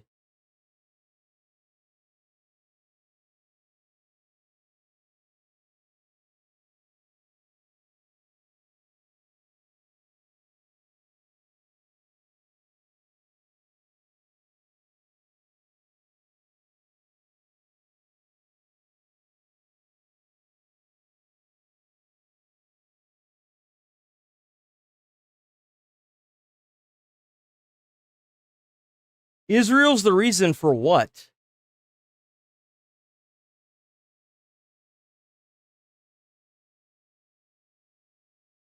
Israel's the reason for what? What do you want about?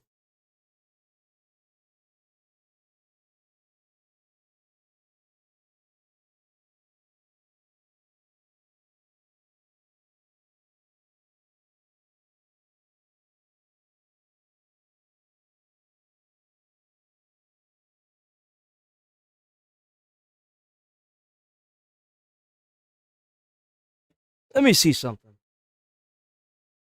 Why is everyone crying about Palestine and Israel?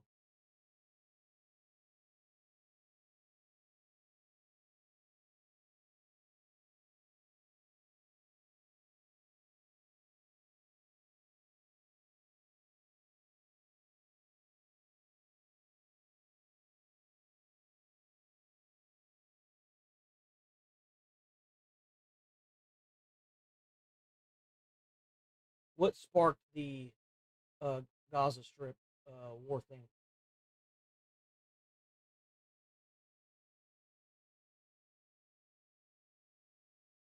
So you're crying and bitching and complaining.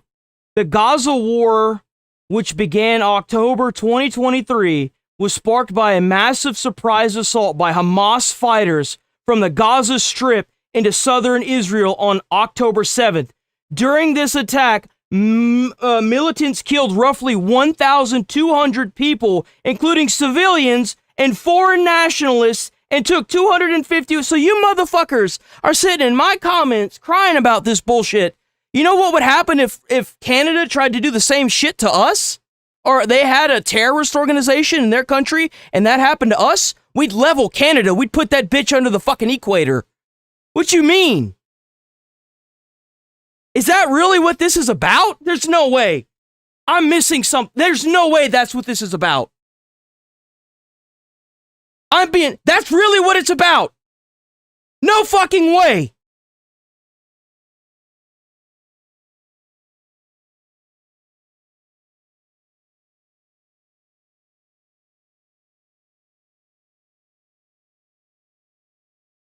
I Googled it before, but I was like, there's no way that's true. I had to Google it again to fact check myself. Israel is the reason we got dragged into another war in the Middle East, which Trump ran.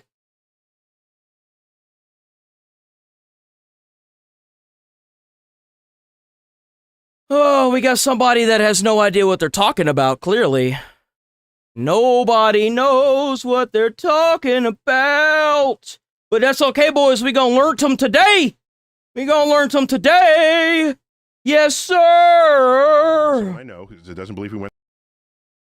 If that's not what Trump ran on, then what the fuck is this? The message to Iran? Don't.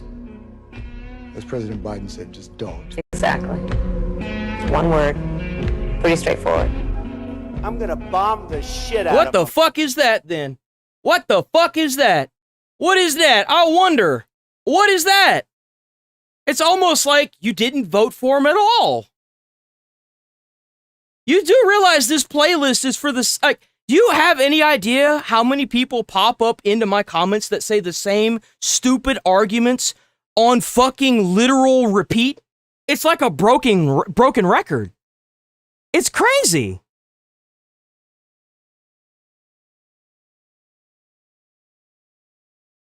It's the same stupid fucking argument. Every single fucking, I have it, it comes up so much. I have it in a playlist.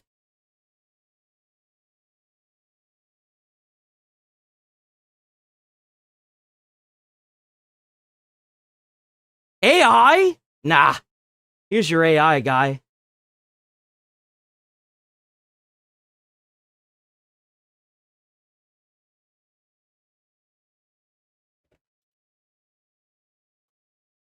Jesus Christ. I knew I should have just done it. I knew that if I started plucking at it, I was going to get somewhere with it. I don't know why I did that. I don't know why I did it. Maybe it's been a while since I've learned anybody, you know? Maybe I got to do it, you know? Nothing like a little self-abuse, right? Now I got a damn headache. Why?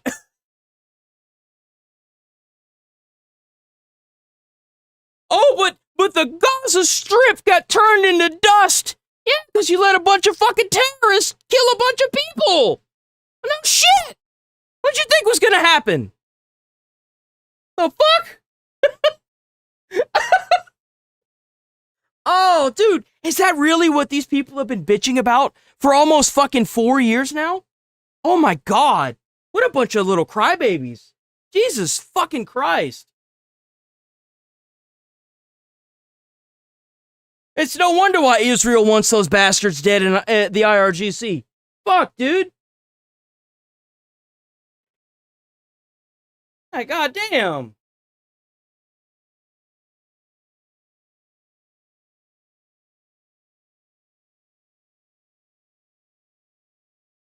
I don't give a fuck how much it costs the US.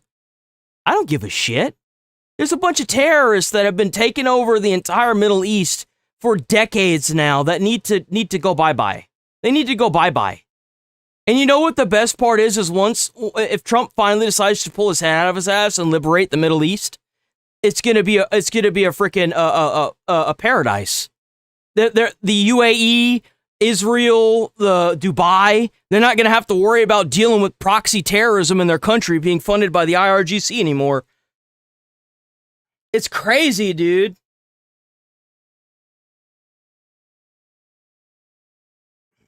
Another one cooked, boys. I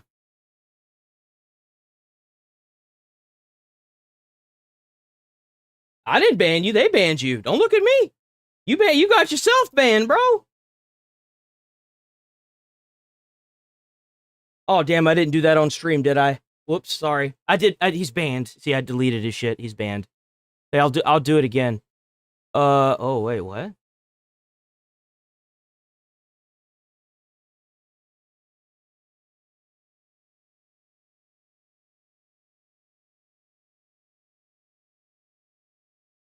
There we go.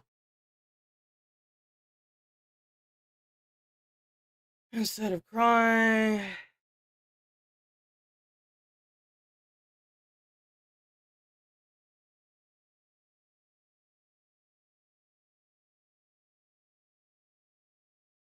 It's true. We will speak on camera a few different points throughout Monday. Lawrence, Ainsley, and Brian, back to you. All right, Mark, thanks so much. Mark. I think they're going to pull out all the stops for the president this time. And I just find it just sadly predictable that most people in news stories are writing that we go in at a weakened position. I just don't see it that way. I don't either. I think that our economy is going extremely strong. I think we're confronting another one of our nemesis, as well as taking care of the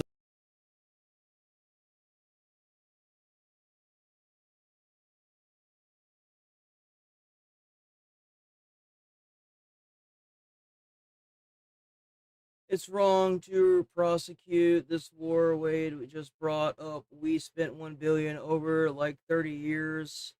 We're spending like $1 billion a day now. Where'd you get that number? How much did Operation Epic Fury cost?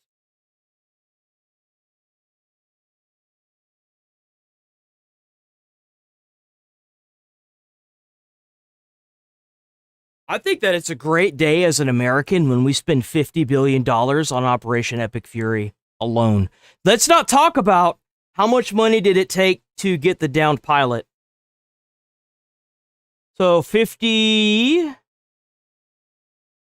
about $50.5 billion. That's what I'm talking about, boys. Did you know that we spent the same amount of money during Midnight Hammer? Whenever we bombed their uranium facilities, it cost the same amount to get that downed pilot out of Iran. Isn't that a great thing? I'd much rather get a downed pilot and blow up a bunch of IRGC members than to sit here and continue bombing a foreign country because they just won't stop making nukes. You know what I'm saying? It's a beautiful day. I don't care how much money this costs. Who gives a fuck? I was proving a point that there was an estimate prior to this war. That's the thing I'm trying to tell you, dumbass. There is an estimate. There is an amount of money that is not zero that we have used since the Ayatollah became the fucking supreme leader towards trying to either get Americans back, bomb the shit out of them, or fucking send malware their way so they can't fucking make nukes. The amount is not zero. That's the problem. It's not zero. That's what you don't seem to grasp. If the amount was zero, then that'd be one thing, but it's not.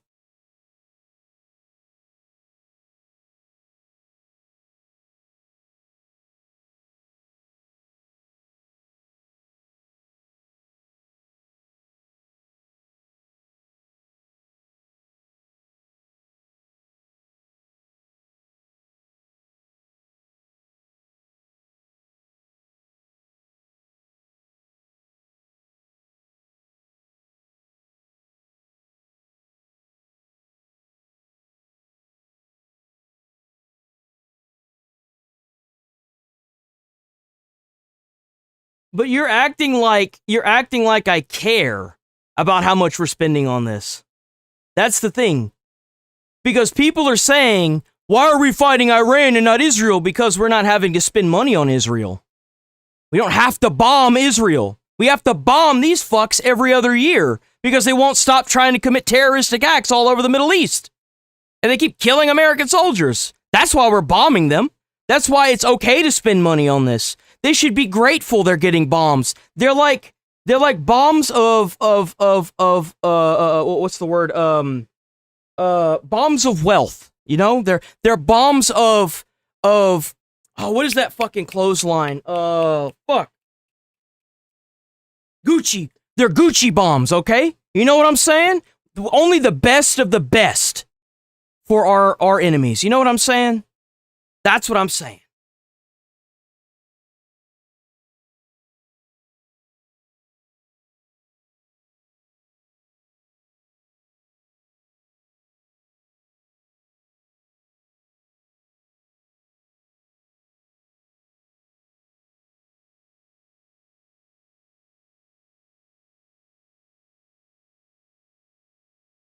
This is no making some people happy. I swear. It's just not going to happen. I'm going to move on from this now. Because I know that I'm not getting anywhere with either one of you. Bombs that we can't afford right now with the world's biggest debt. Has it occurred to you that if they fucking nuke America, maybe there won't be any debt because America will be dead, dumbass? You are trying to... You know what? I'm good, man. The last thing I want to do is waste more time for people that want to try and do defense for terrorism. I'm sorry. I've got better things to do with my American day. I'll let chat decide if you stay or go. I'm good, man. Seriously good.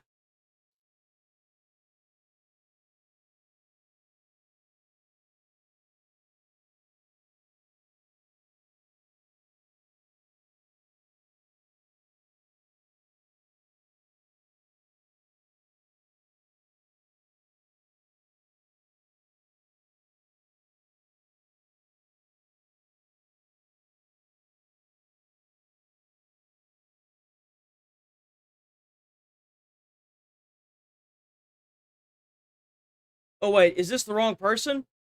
Hold on, wait a minute. Was it this guy?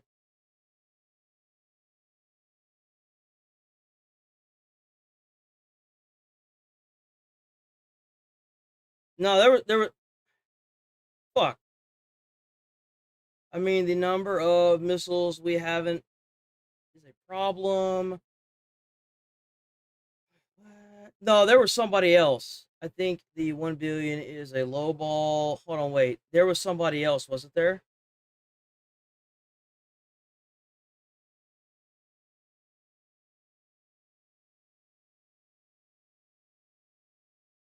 Am I going crazy now? I must be going crazy. It is not my day today. I'm not gonna lie. Today has not been my day. You guys think this place is a hug box? Oh, and by the way, fuck all the prisoners. If prison shouldn't be a vacation, prison needs to be hell. There should be a reason to not go to prison. If they don't get AC, good. Fuck them. They should be thankful they're not outside all day turning big rocks into little rocks. I don't give a fuck about prisoners. You don't want to go to jail, don't do the dumb shit that you did to put you there. That's my honest opinion on it.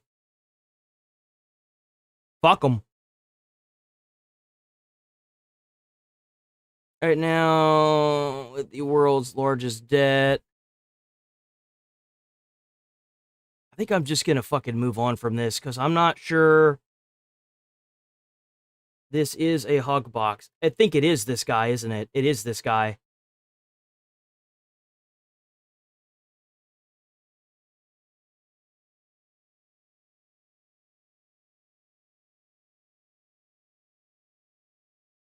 Yeah, I think it is this guy.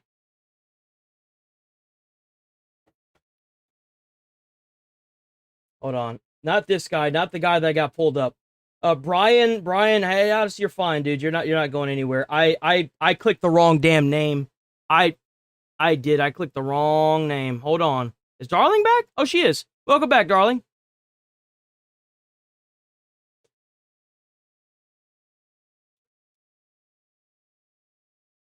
There we go. That's the right guy. That was my bad. That was my bad completely. Oop, shit. My comments, oh, I agree. Like, I think 1 billion is a low ball. That's what I'm so confused. There was somebody that was chatting. No one may be getting banned here. You know what? I don't think anyone's gonna get banned here. We're gonna leave. We're gonna leave it alone. We're not gonna ban nobody. We're not banning nobody. We're gonna leave it alone. Because I don't know who the fuck is what. Maybe it's like, I think I know what might have been happening. No, I'm just crazy. I don't know. Fuck it. Must be prison for life. All felonies must be prisons for life. Why the ban? Why not? No debate here, LOL. Well, it's not a debation channel. It's a reaction channel. It's an opinionated channel based on what I've dealt with in my own life. He's too stupid. Are you here, dude? Mad that I care about America over shitholes. No money to non-American. I agree with that. I agree with that. I like that idea. Why are we doing that way, not America first? America is doing first. We give money to Israel. I don't care about Israel. So you dropped out of high school. I didn't drop out of high school. What the fuck? I went to college, man. What the fuck are you talking about? You're asking AI, LOL. You chatter. Chatter was right. You were wrong. Keep coping. I love how you just immediately... Actually, someone is getting banned. Someone might be getting banned right here, guys. I love how you immediately come in with that. Thank you. You made chat happy. Chat was given two carrots on a stick, and they weren't able to get what they wanted. Thanks to you. Thanks to you. Chat finally gets what they want.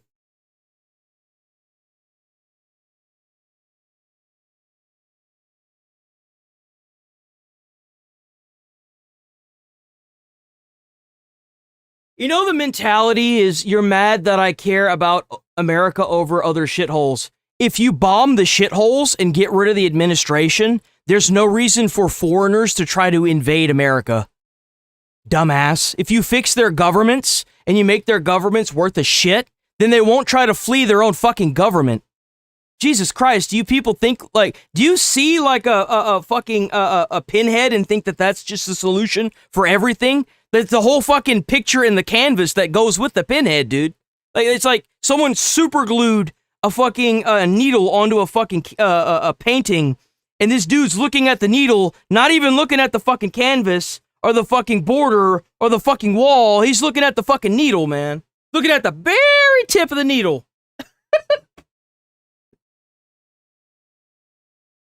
Jesus, man.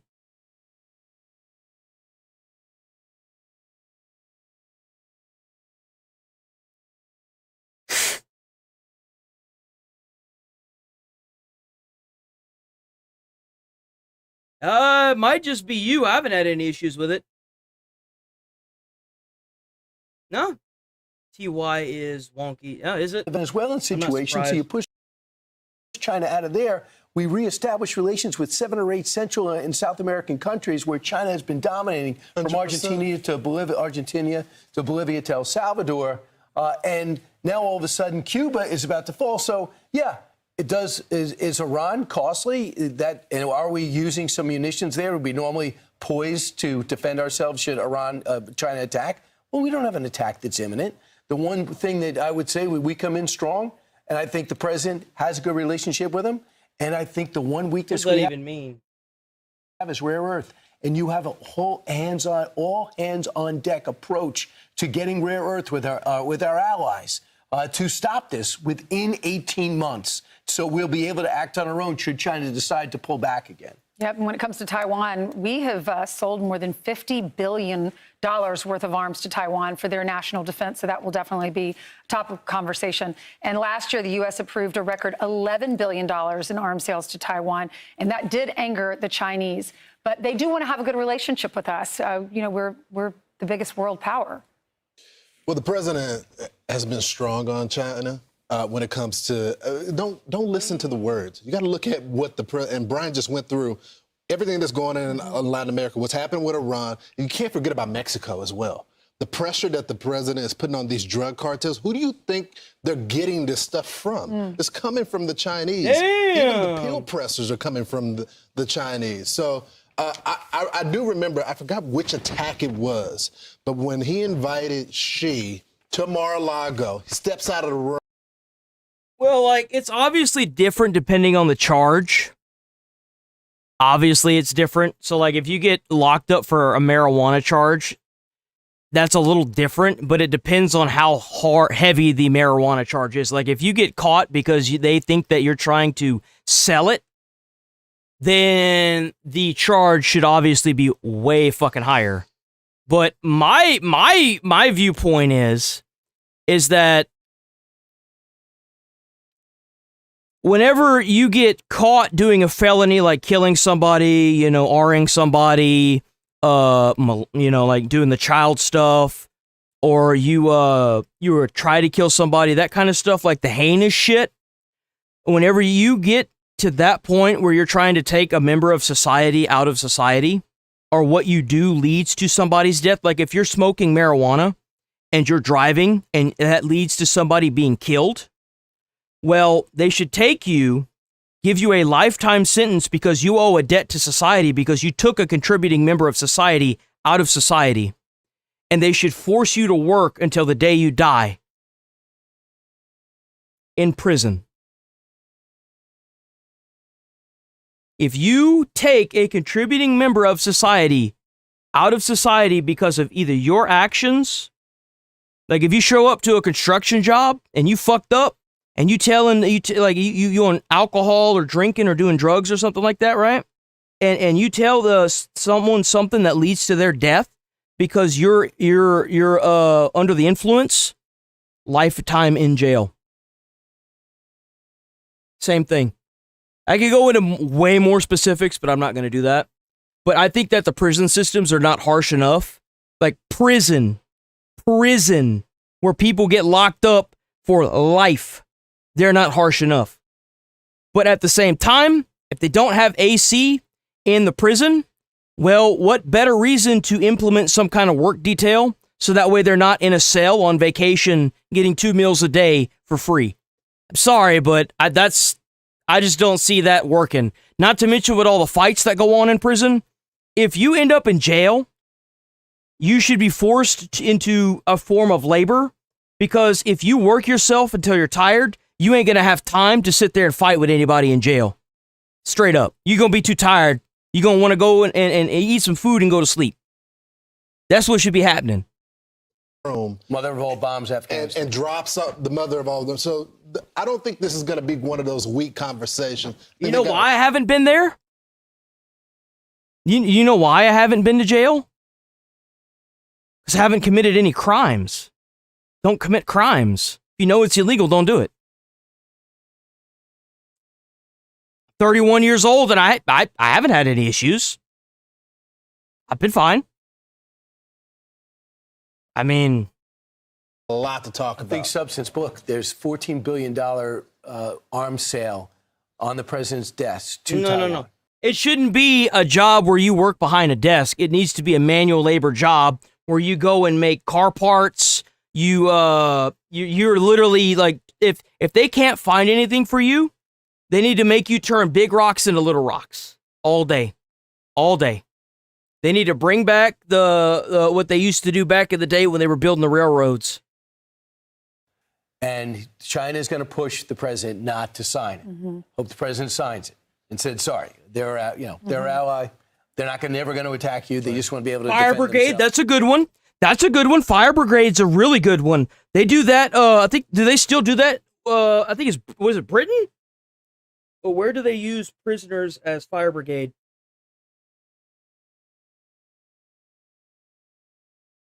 Oh, damn, they do that. Nevada, Oregon, Washington, Arizona, Colorado, Montana, Wyoming, and Georgia all do that.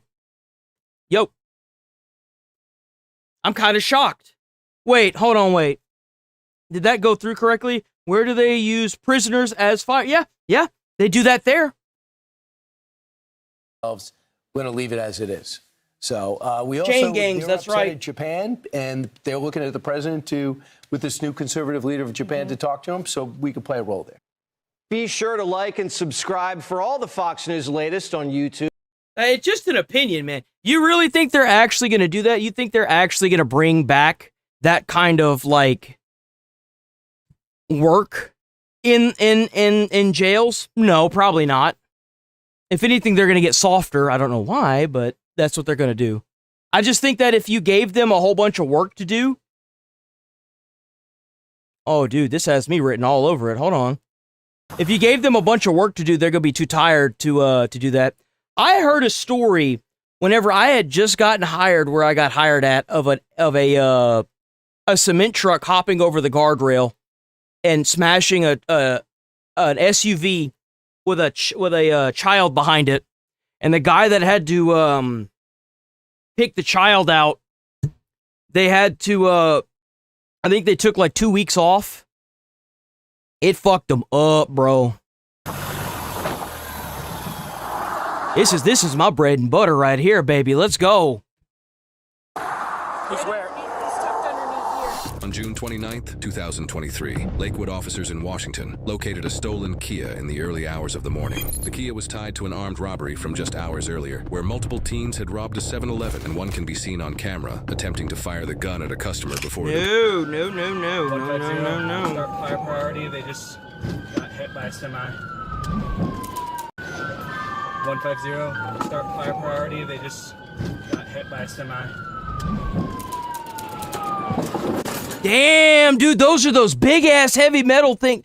I've actually seen these things roll entire 18-wheelers. These things are fucking crazy heavy.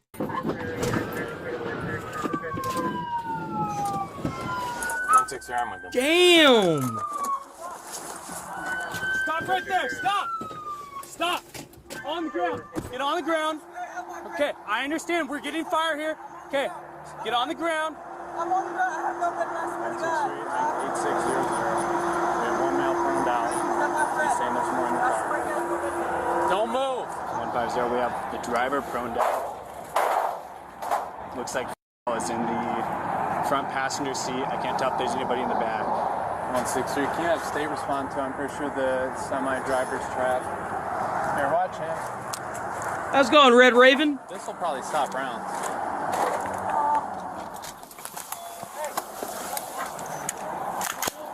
Hey, stop talking. I don't know. You're the one driving like that. Hey, passenger, don't move.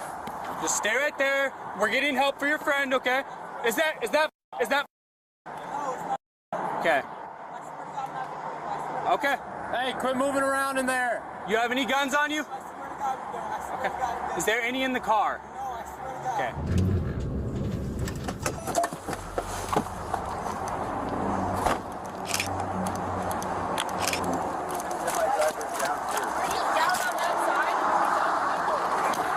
He's where? Underneath the stanchion, so we're underneath goes down and comes back. He's tucked underneath here.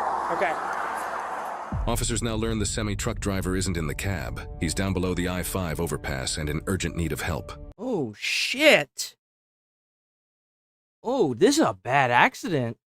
Semi-truck driver isn't in the cab. He's down below. Bro, look at that damn thing. There's like, oh, okay. Was it like two 18-wheelers that collided? The I-5 overpass and in urgent need of help. Additional units race toward the scene. Clear right. Holy. 171 states advising that the semi-truck driver has been ejected and he's underneath on the I-5, underneath the freedom bridge. We're waiting for more units and we'll get it taken care of, okay? I'm gonna push up. He's moving around. Okay, I'm with you. You stay there, don't move, okay? I got so lucky I didn't have to go to the new people in here that aren't aware, I was a firefighter. I went to college and became a firefighter EMT. So like I got lucky whenever I was on training after I had gotten out of college and I had gotten my job. I was on training and we were coming back and we saw a glimpse of it, of how bad it was. Like, and like I had said, a cement mixer had jumped over the guardrail and the mixing part of it, the big drum, was full and it landed on the back of a, I would say like a mid-sized sedan. I don't want to give out too much specifics, but it had it rolled it almost, because like the front was like sticking up like that. And the unfortunate fact is that there were two little girls and a grandmother in the back seat. And there was, I think, another little girl in the front and then the mother. And there was, from what I was told, it was bad. There wasn't any saving the three in the back seat. They were gone on impact. And come to find out, the sorry son of a bitch that did that was an alcoholic, and he was under the influence whenever it happened. It made an entire team, an entire fire truck team, shut down and out of service for almost 2 weeks because of that. Because they had to go in there and get those people out of the back of that car. It was that the way it was described by the fire chief that was been doing fires for a while. He said it was like one of the worst scenes he's ever walked in on in his entire like career of like, I think he said like 45, 50 years of fighting fires, because at that department, he fought fires and did the routine actual firefighter stuff at a different department. And he talked about how it's insane because of the way the district that we were on was so different. He said that so far, the worst accidents that have happened have been around the interstate or interstate style overpasses. And he said that if he knew how bad it was going to be working there, he never would have signed on as the fire chief. He said, fuck this place. He said, fuck this place. Stop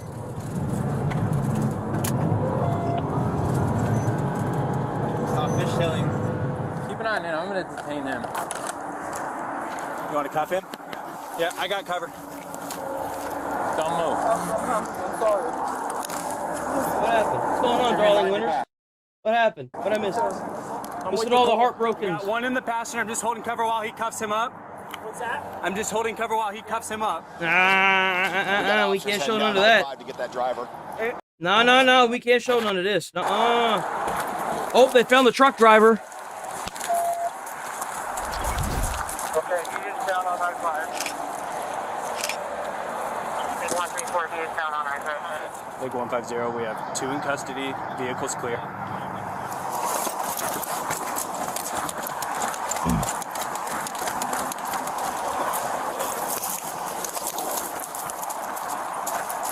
We have a pulse.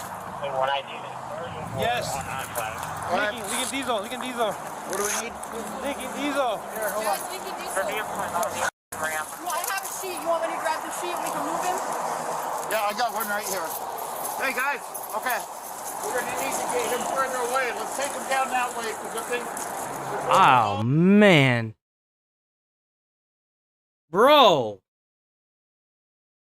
Why are you pulling him like that, bro? That is just, oh, that is just bad. Yeah, I got one right He should have gotten one of the other not firemen, other police officers to grab his head or his legs. What the fuck are you doing? What a great way to lose your job. What are you doing? Wait, let's take them down that way, because if it falls or explodes, we're going to need to move them. 171, the driver for the semi may be underneath. I don't see the driver. Me either. I saw some. They already found the driver. Yeah, they got him. Huh? Like, a lot of people don't understand, like, when you fall from a great height like that, or you get into like a traumatic event like a car crash, like the fire department has the ability to put you on a backboard while you're sitting in your car. It hurts my soul when I see a goddamn cop pulling this injured man that literally just fell from like 4 stories by his arm and his fucking shoulder. Like, oh my God. Because, like, the thing is if he has some kind of back injury and you sit there and you yank on him like that, you can paralyze that person. If he just so happens to live through that, congratulations, he's a fucking vegetable now. What do you... Get it down there. That really bothers me. Hold on. Let's go together. All right, let's go. Good, right here. Scissors. Whose car is this? That's my car. That was me just trying to get through this stuff. 107, everybody's in custody. We can cancel the beeper. I probably didn't need to drive my car through that, but I wanted to get up there. Hey! There's gas dripping. Kayla! Flares? Actually, no, never mind, because of the diesel. Forget it. I can lay them out that way. You let me know when you want me to switch with there. Let's get them stripped down too. Check for other trauma. No. Fuck.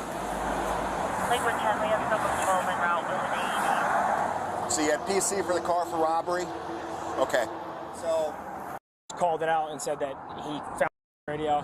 Man, if you sit here and you rob a store at gunpoint that leads to look at this axe. This is awful. And you lead to something like this, you need to go to jail. Your ass don't need to come out of jail. You need to stay in jail forever. There is no reason we should be putting up with this shit. This is crazy. They have a driver down below us right now, and they're doing CPR on him right now. Somebody want to check with the ETA for fire? Yeah. Man over here fighting for his life because a bunch of dumbass kids don't know how to stay out of trouble. Do we have a medical aid role for these kids too? I don't know. I think they're running priority for. See if we can get another aid rig for these kids. Damn, bro. You know, I think that one of the most crazy things I've seen when it comes to 18-wheelers being flipped over and stuff like that is how meticulous the tow trucks are with this stuff. I have seen them do some crazy maneuvers with those tow trucks to unflip shit. I don't know what the hell they're going to do here, because you would need, like, what, a flatbed for this? But how do you even find a flatbed that's big enough that, like, you'd need an 18-wheeler to tow the 18-wheeler? Southbound on ramp. Because this isn't going anywhere. Are both of them in your car? He's in mine. Man, they were going, they must have been going fast, too. No. Okay, I'll work on this one. Fire's here. Just stay here and direct fire here. What's your name? Hey, what's your name? What's your name? Oh, well, they're working on the guy that drove the truck right now underneath the overpass. He hit so hard that he got ejected out of the cab of the actual truck and landed under the overpass. Hello.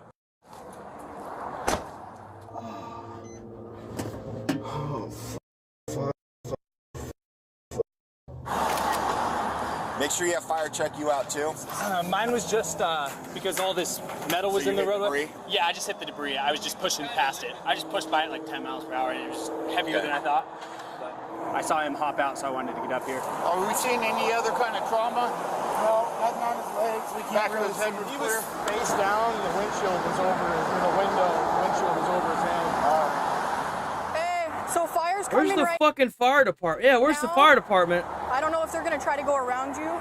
And there's these. Everything you say can be used in court of law. Do you understand just these rights I've explained to you? Yeah. Yeah? Okay. The driver of the semi was ejected into the freeway. He might be dead. Good job.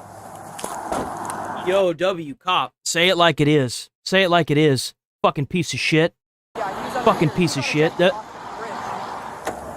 have the right to remain silent. Anything you say can be used in court of law. Do you understand just these rights I've explained to you?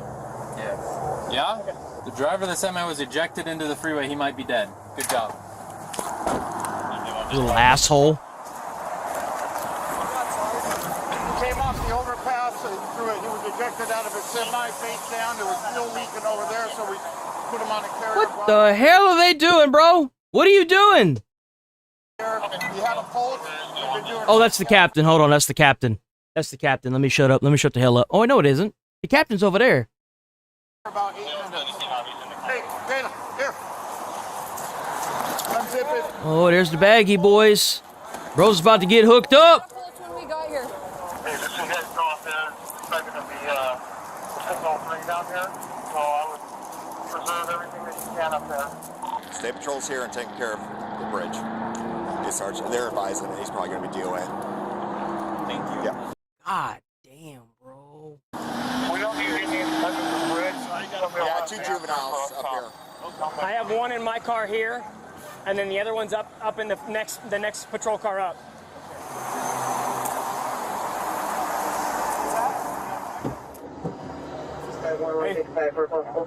Do you speak English? I can't hear. I can't hear. I can't hear. Do you need me to check you out? Or you, huh? I'm a firefighter. I don't care about anything else. I just want to know how you're doing physically. Are you hurt at all? Because you don't look great. What's that? Probably got a concussion. He probably got a concussion. That's my first thought with this. Probably got some kind of head trauma. I would definitely be pulling him out of there. He sounds tired. He says he's hearing ringing. He's talking kind of slurred a little bit. That dude needs to go to hospital.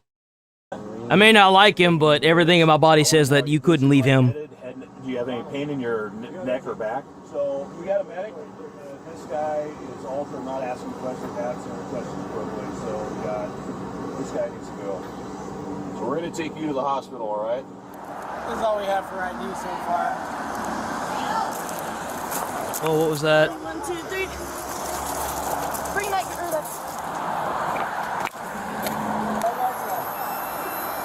It looks like he got ejected from the sleeping quarters. So I wonder if the driver's still in there. He looks like did you just tell him that? Yeah. He looks like he came out the sleeping quarters. But the windshield's on him, though. He was at the windshield. I mean, can you even see what the hell happened there, dude? That 18-wheeler's in pieces.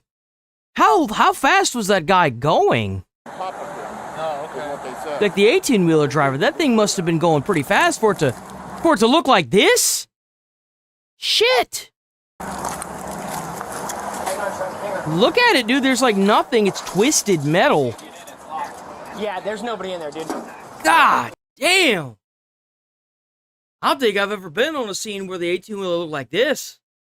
That was a badass accident, bro. Like, Jesus. The engine isn't even attached to the truck anymore. God. Yeah, it's completely off the truck. Like, the entire front end of the trunk has just been cleaved off. Be careful. I don't see anyone else. Like a 171, the semi-truck is clear. It's a sleeper cab. Did they check out this kid? They're transporting him. This sucks. Yeah, it ain't good. Are you up to date then? What's going on? His said a robbery suspect hit a semi, and they're listening. So it looks like the semi is on the bridge, and the driver's probably dead. CPR in progress. Yeah, basically, yeah. It looks like I haven't been up top yet because they said he was underneath the bridge, Frida Bridge. So he basically got ejected. It looks like out somewhere to windshield or to side cab, and face down. The windshield was on top of him. We moved him because fuel was leaking. I mean, I don't know. From what I can see, maybe the 18-wheeler swerved to avoid the teens, and that maybe he hit the barrier, and the barrier, him sliding, that would make sense, actually. Here, let me see.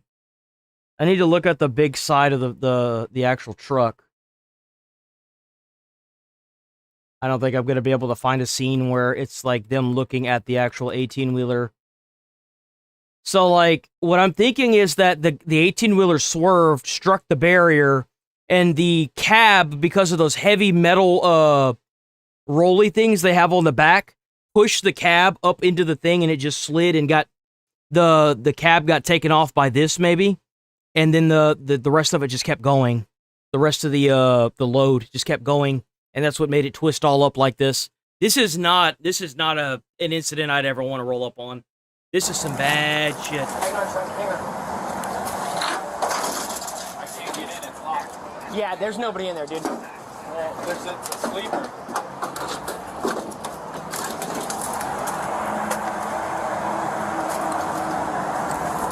Be careful. I don't see anyone else.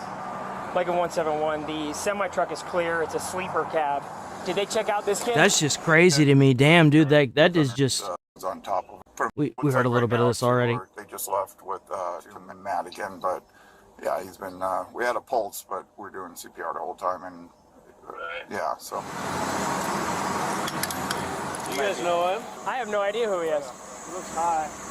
Yeah, he had a bunch of weed in his pocket and was involved in an armed robbery earlier tonight. Yeah. Yeah, they loading him up. They getting him up out of there. Oh, that's diesel. They're gonna have to put cat litter on that. Pour cat litter all over this.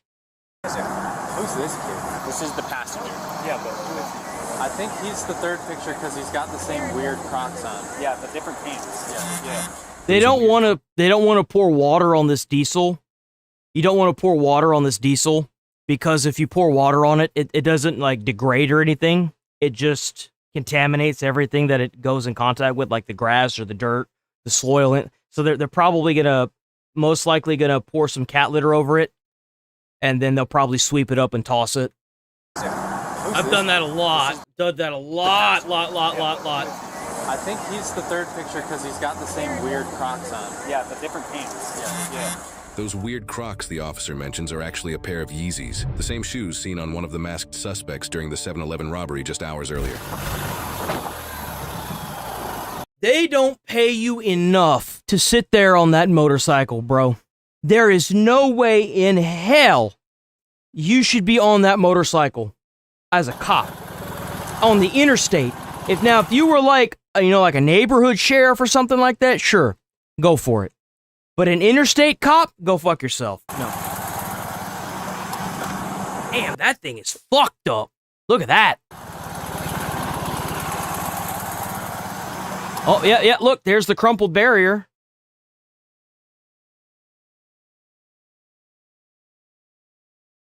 He hit that barrier hard, bro. Hey, there we go. Got some key litter. Transmission fluid and blood and... Yep. Alright. I was on the phone, so I couldn't hear everything. Any updates? It's a mix of oil and everything. Transmission fluid and blood and... Yep. Alright. I was on the phone, so I couldn't hear everything. Any updates? He went to Matt again, obviously. Alright. Let's just use the off-ramp and we'll just go back. Sorry. Alright. There's a trooper.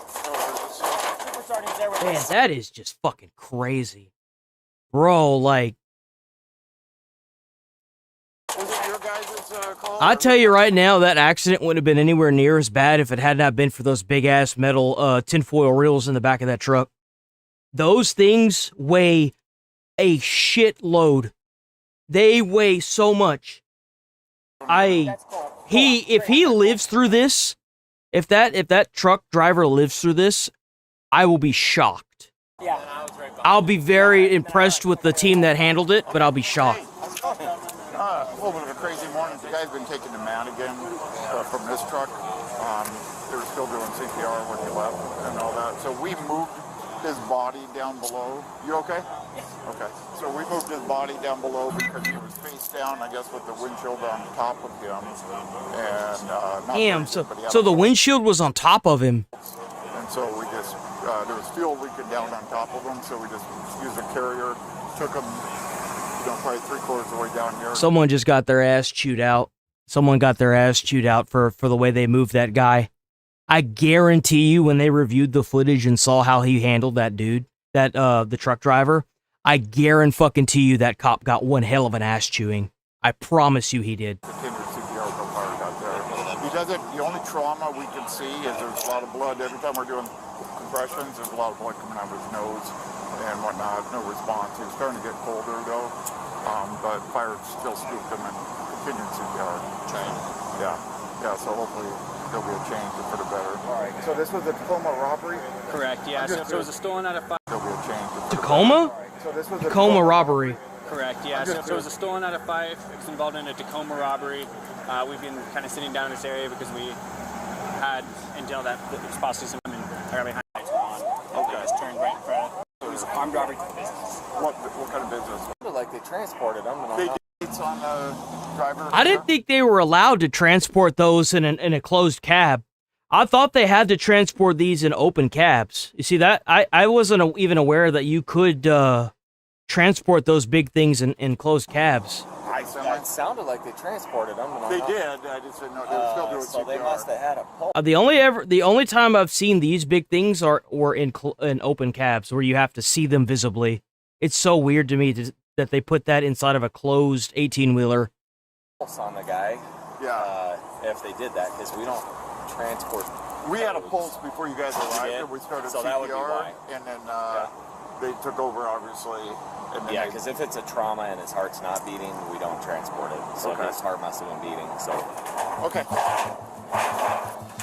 The driver of the semi-truck, 57-year-old Bogdan Vetrov, an immigrant from Ukraine and a father of 7, did not survive. He was transported from the scene but was later pronounced dead. Both suspects in the stolen Kia were juveniles. Prosecutors charged the 15-year-old driver with vehicular homicide and unlawful possession of a stolen vehicle, and the 16-year-old passenger with taking a motor vehicle without permission. 15. These are two individuals for the eternal box, boys. Unlawful possession of a stolen vehicle, and the 16-year-old Put them in jail and you make them work off the rest of their lives. Yes, passenger sir. with taking a motor vehicle without permission. As for the initial robbery that started it all, no records indicate that any of the teens were formally charged for the robbery. Because they were minors, their names were never released. The driver ultimately received a juvenile sentence of up to 9 months, along with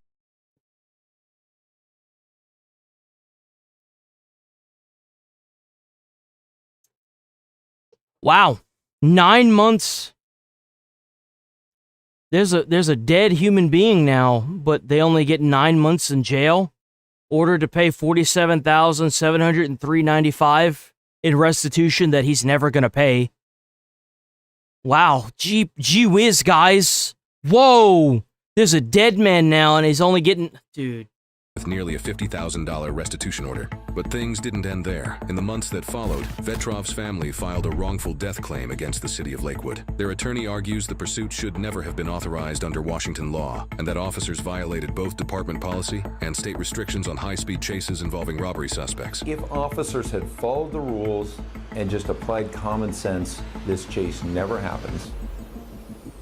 Yeah, why would you chase, like, if you knew that they weren't even going to get charged, why the fuck did you chase after them?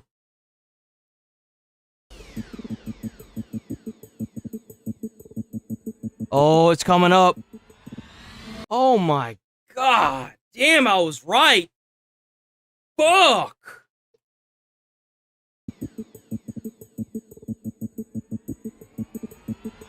Damn, boy. That's awful. The lawsuit seeks $26 million. Lakewood officials have left no comment as the case moves forward. Why the fuck would you do that? If you knew who it was, bro, I can't even. I hope that family wins. I do. God.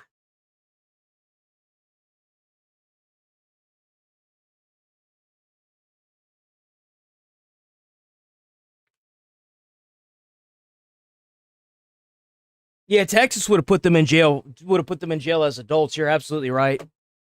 The fact that they look, it sucks that the man died. The police shouldn't have been chasing the teens, but the teens at the end of the day are what caused the entire thing. Whenever they robbed a store at gunpoint, for fuck's sake, they robbed the store at gunpoint. That led to a high-speed chase that involved an 18-wheeler where a person died, dude. Like, I can't even, like, I feel like the department needs to be sued, and the judge that decided that he's only going to get 6 months in jail needs 9 months in jail, needs to go to jail.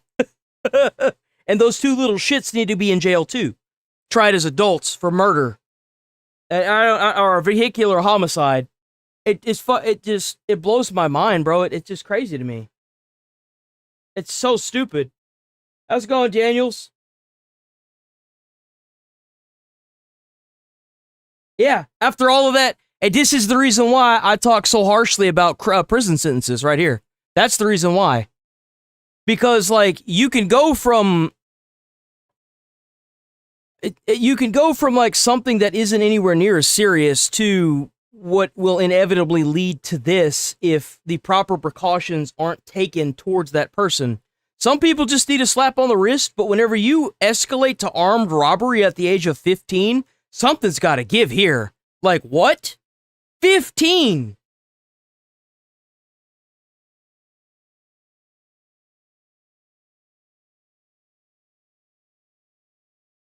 All right, boys, we are, boys and ladies, we are rolling. If you're new here, sub to the channel, hit like on the stream. We're here every single day, 8 a.m. to 11:30 a.m. Central Time. Today has been definitely a weird fucking day for me. It has been a weird day for me. Monday is weird. We will be back on bright and early first thing tomorrow. Stay safe out there. Stay friendly. I will join the Discord. Hype up the videos. You guys have been going crazy with the videos. Please hype the videos. Stay safe out there. Stay away from crazy people. Let me get the music going.